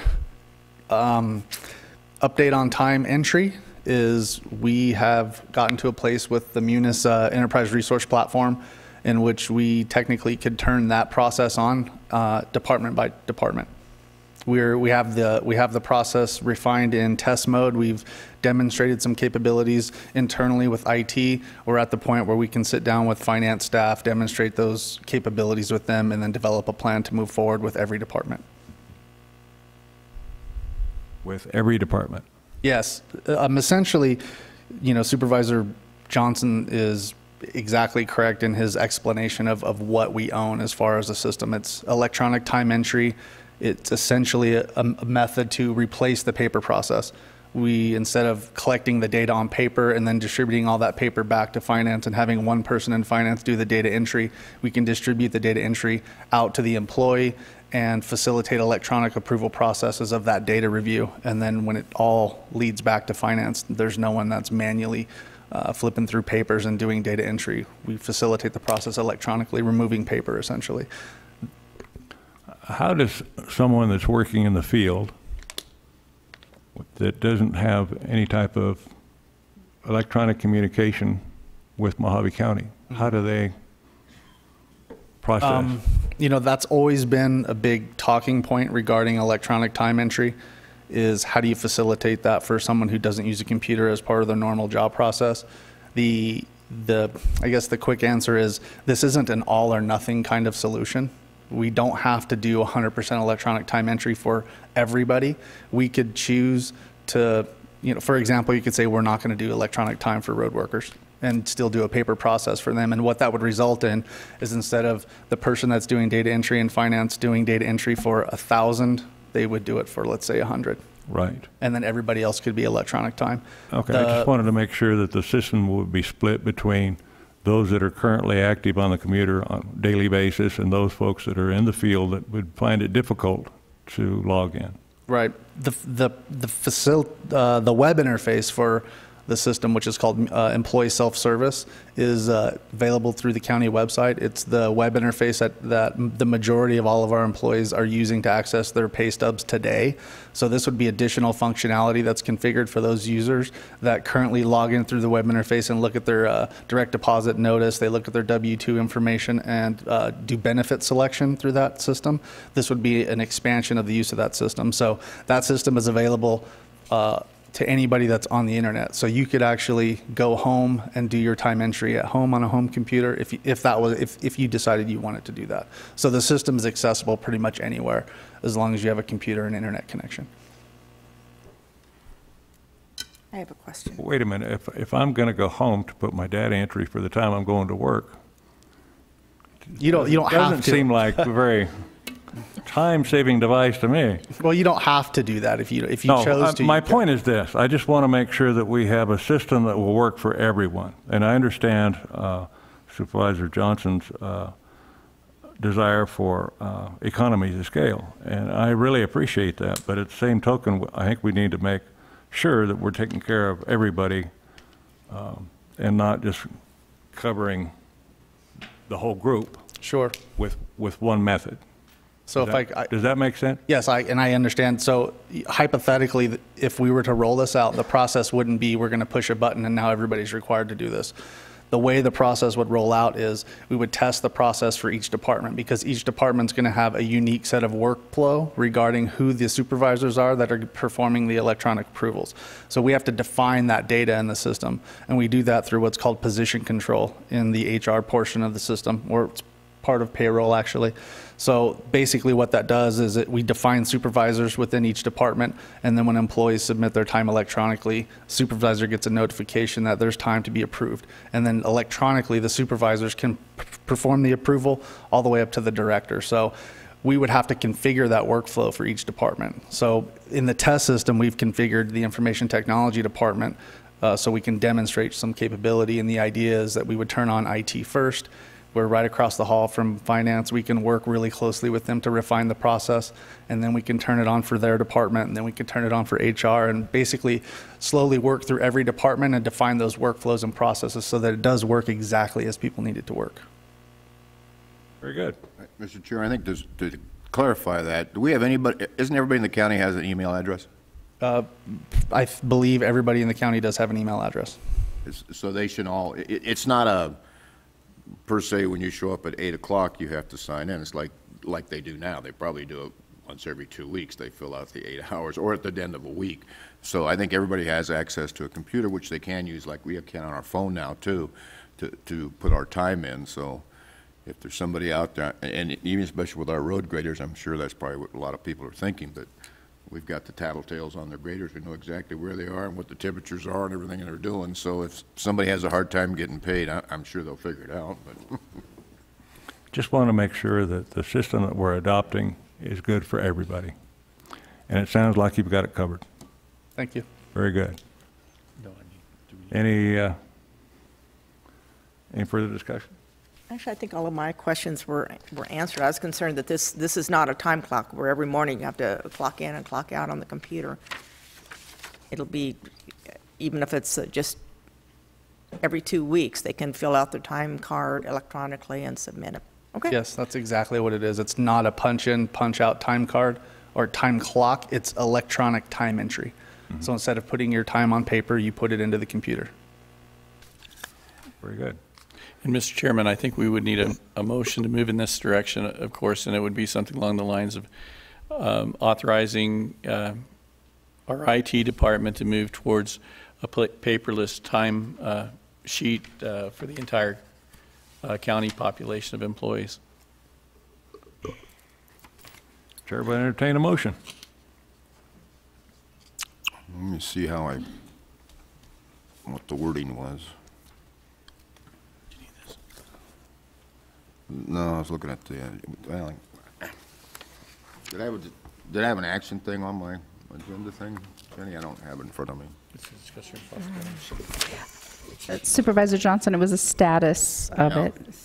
It was just, I don't know if I can make a motion to do that, because I just had for a status. Actually, it's discussion and possible action. Did I put possible action? Mm-hmm. You also put in there an implementation of a time clock and/or time track system. Oh, okay. I just didn't want to get off topic.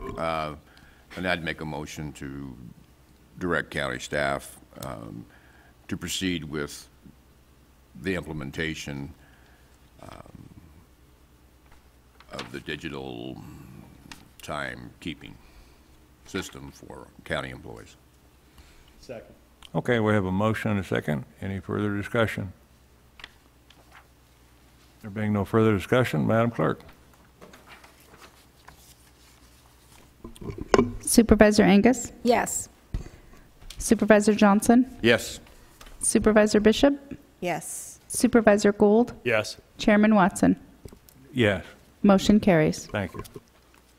On to item number 37, discussion, possible action, accept the comments and recommendations regarding the United States Department of Interior Bureau of Land Management, Kingman Travel Management Implementation Plan, and accompanying environmental assessment as submitted from the Mojave County Public Lands and Recreation Commission to the Board of Supervisors, and further approve the Commission comments listed in Attachment A for submittal to the United States Department of Interior, Bureau of Land Management, Kingman Field Office.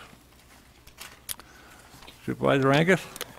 Okay. A job well done, thank you. Well, yeah, well, it was the commission itself. We all met 3 times in 3 weeks because of the timeliness and the constraints put upon us by BLM. And so in our last meeting, the purpose of it was sort of to put together the final comments that was going to come before us so we can get in by the end of the month our comments. And I think originally we thought we would go, basically trail or road by road, but that just wasn't practical. And so the recommendations set out are, as we have in our packet. 1, the Public Lands and Recreation Commission recommends to the Mojave County Board of Supervisors for recommendations that Kingman Field Office of the Bureau of Land Management provide justifications for route closures in the Transportation Management Plan pursuant to the U.S. Department of the Interior.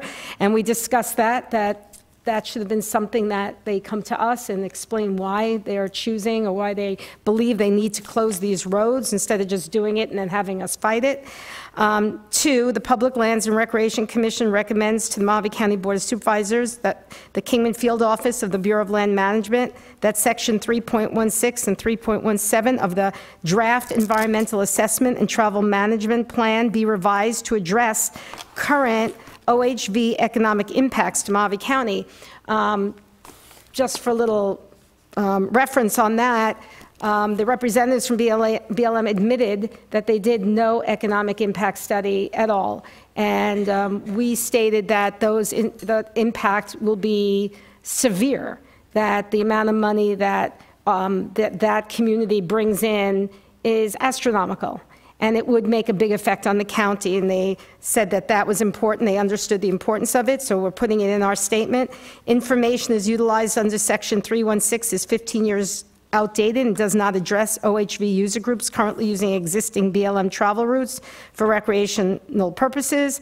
The Commission further recommends to the Mojave County Board of Supervisors for recommendation to the Kingman Field Office of the Bureau of Land Management that BLM postpone the final environmental assessment adoption until the 2018 Arizona Game and Fish Study on the economic importance of off-highway vehicle recreation to be completed and used as an important resource with current information for NEPA compliance. So that's another thing we learned, that Arizona Game and Fish is putting together that economic importance and that should be taken into account as well. And then third, which probably should have been first, we're requesting through a formal letter from this board that that this board recommendation to the Kingman Field Office of the Bureau of Land Management establish an additional 90-day extension of time for the Travel Management Plan public comment period, which presently ends on November 30th. This would be, for those keeping track, this would be the 3rd time that deadline would be extended. The representative from BLM suggested 90 days, and he thought if we got 45, maybe we'd be lucky. No promises made. And may I ask Bob Smith, who was the chairman and did such a good job on such, can you come up? Did such a good job. This whole commission, I mean, the dedication was phenomenal because these are people that in fact impacts their life. While that was going on, I was in touch with Ray Suazo, who is the Arizona director of BLM, and he has promised me that he will do everything in his power to see if we can get another extension. However, and this is the big important however, they have told us that this is just a small part of the entire process for this travel management plan. We need to get through this in order to go to the next step, which we have been told, correct me if I'm wrong, that there would still be time to make comments about the road closures themselves. We were informed that, you know, they're not just looking at the recreational use, which is the narrow direction that we gave this commission, but all the multi-use of these trails. So it's very complicated. We as this commission, just were given the authority to look at the recreation part of it, which we didn't include hunters and tractors, you know, hikers and things like that. So this was just do that. Is there anything I left out that you want to add, Bob? I think that pretty well covers it. Thank you, Chairman Watson and the board, and especially Supervisor Angus for all of her hard work on this, and the county staff. What we're asking for is just more time to review, as you say, review, and through BLM's best efforts to notify the public in the past about this. Through our experience, we've found out that most of the public was not aware of this potential 30% of all of our roads and trails be closed. And yes, we do want to extend our scope out to all users of the public on public lands, not just us people that do the jeeping and UTV and ATV stuff. With that in mind, if we do get this extension, I'm hoping we can get workshops together to get a lot of involvement with all the clubs and all the user groups.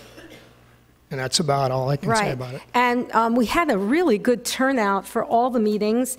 We had a gentleman from Havasu, and they had gone through the process, and he was very interesting. He gave us a lot of good hints, but we were told that they had basically 5 years, and we've been sort of doing this in the last 2.5, 3 months, and that's sort of the urgency of it. So I'm asking the board to accept these recommendations going forward, and then hopefully we'll find out soon about the extension, and then the commission will meet again. The commission is on hold until we find out the next steps. Again, just for the public, they're telling us that they don't plan on closing any of the trails, the 1,600 miles of trails that everybody read that they were closing, that was just the process, and then everybody apparently has to provide information as to why these trails don't get closed. But it's really a very labor-intensive process to go through all those trails, and these groups have done the best they can, but we hope to have more time. So again, Hal, is there anything you want to add to this? And I want to thank Public Works, and again, we threw this at you. It was a lot of work. These meetings, they've been going for an average of 2 to 3 hours, and it's been a lot of work in a short period of time, and you guys did great. Yeah. Thank you, Supervisor Angus, Chairman Watson. Yeah, I want to thank the members of the commission. It was really a fast track to get this information together. And it was really educating the members of the public as well of, you know, what this TMP, the Transportation Master Plan, is about, what the Bureau of Land Management is going forward with, how they're trying to go forward with this recommendation, and the impacts it would have. We were very surprised when we learned that the studies that the BLM used were so outdated. And one of the things I'd like to bring to the board's attention is a lot of the impacts that, you know, the commission was concerned with were not addressed in the 2003 and 2002 studies, because the side-by-side, for example, the Polaris Razor was not even built until 2004. And we're seeing a significant increase here in the county for the recreational usage of these type of off-road vehicles. Even at Davis Camp Park, a great percentage now of our snowbirds that do come from all over the country down to enjoy the beautiful weather at Bullhead during the winter season, they are towing these side-by-side recreational vehicles, and you see them taking off during, you know, mid-mornings. They'll go off for the afternoon to go right up, you know, into the rural, or I should say the, you know, the recreational areas of the federal lands. And with that, it was a lot of work. We went forward with it, and we hope the Bureau of Land Management does take these recommendations and work with us. Right. The most important one is the extension. They are waiting for a formal letter from the county. They're working on it, but they said they need that letter. Okay. I'd like to thank Bob for all his hard work. Did a great job. Thank you very much. Hal, I've got a question for you. Sure. Was there any of the 4 alternatives at all plausible for your group? 4 alternatives. Oh, 4 alternatives.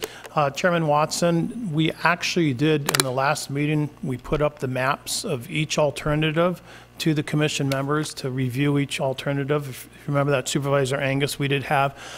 It was, the commission, I know I'd refer to also our chairman of the commission.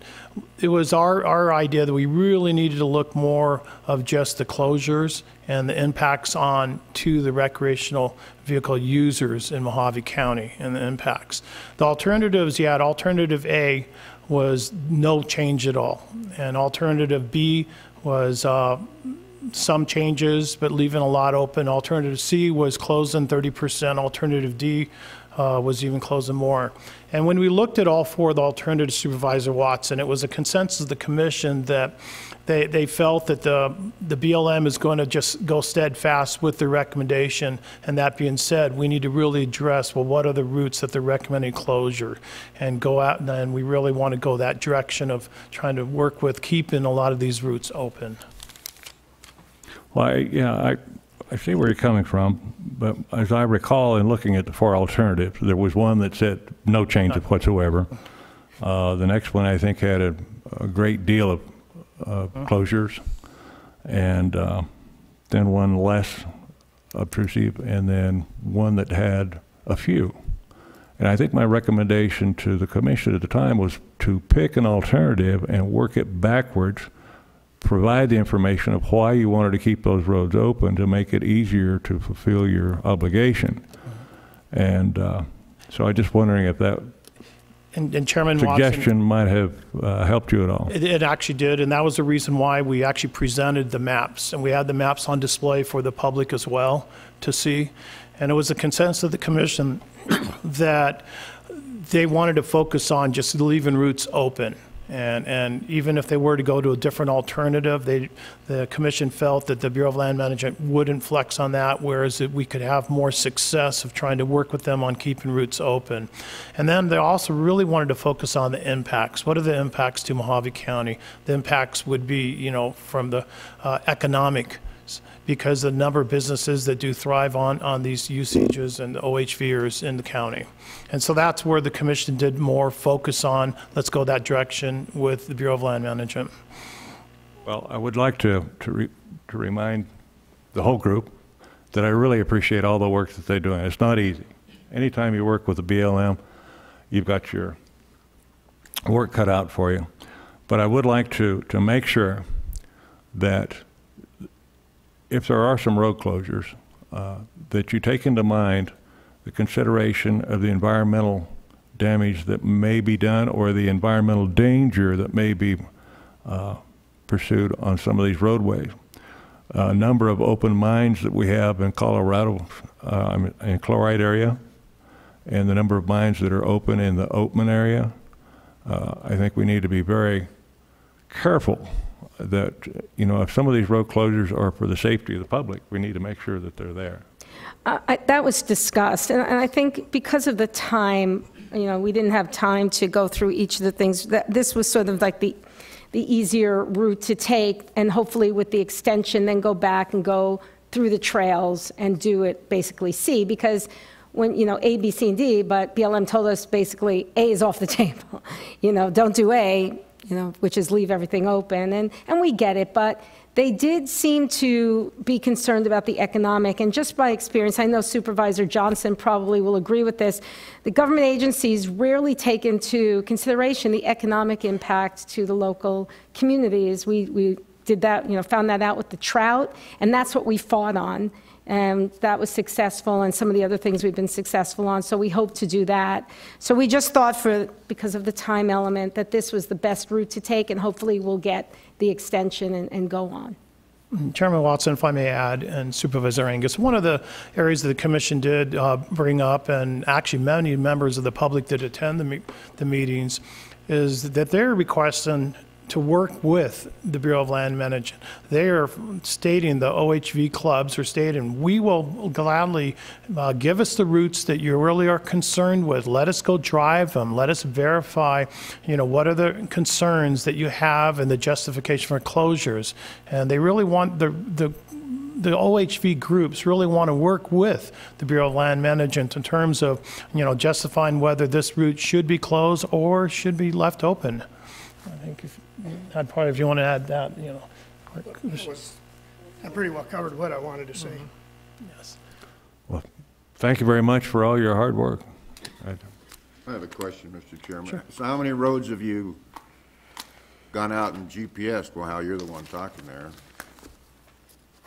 Chairman Watson and the board and Supervisor Johnson, through the clubs that I'm involved with, what we have done so far is working with BLM, with Matt Driscoll and the local office. We've taken our GPS routes of our preferred trails and laid them over on the map and completed their inventory where there were missing parts and made comments on anything that was included in a closure in that. I believe there's other clubs. The Arizona Peace Trail has done that also. And the group from Golden Shores made an appointment last week. So the clubs are really out there trying to get the information to the BLM to help them make better decisions with this. Because I know their map, as Hal was saying, started their study back in 2003. Since then, the off-road community has gone up by more than 400%. And we've done a logarithm of the economic impact of Mojave County. The off-road group provides about $1.6 billion per year. So you've done all the roads then already? No, we have not done all the roads. It's 5,000 plus miles. They want to close 1,630 miles on them. I've encouraged all the groups that I work with to get onto the website and find the roads that they want to close and justify a reason for leaving it open. That we realize that there are certain ones that do need to be closed. We've also, through our clubs, worked with BLM. I personally have with a group from our club of where there's a dangerous area from a mine shaft or something on a road, we will go ahead and work with BLM and fence that off and put up carcinites and warning signs. We're already doing that, and we will continue to do that. That's the only question I have. Thank you, Mr. Chairman. Thank you, Supervisor Johnson. Questions for the board?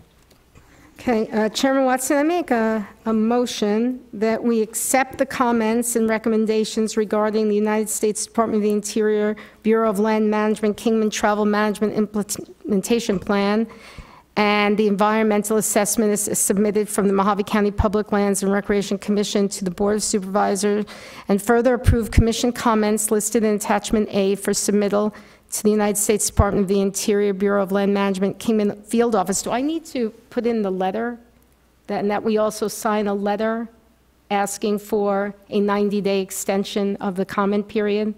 Yeah. Yes, go ahead and I believe do you that. can. Then that's my motion. I'll second it. We have a motion and a second. Further discussion? There being none, Madam Clerk, if you'll give a roll call. Supervisor Angus? Yes. Supervisor Johnson? Yes. Supervisor Bishop? Yes. Supervisor Gould? Yes. Chairman Watson? Yes. Motion carries. Very good.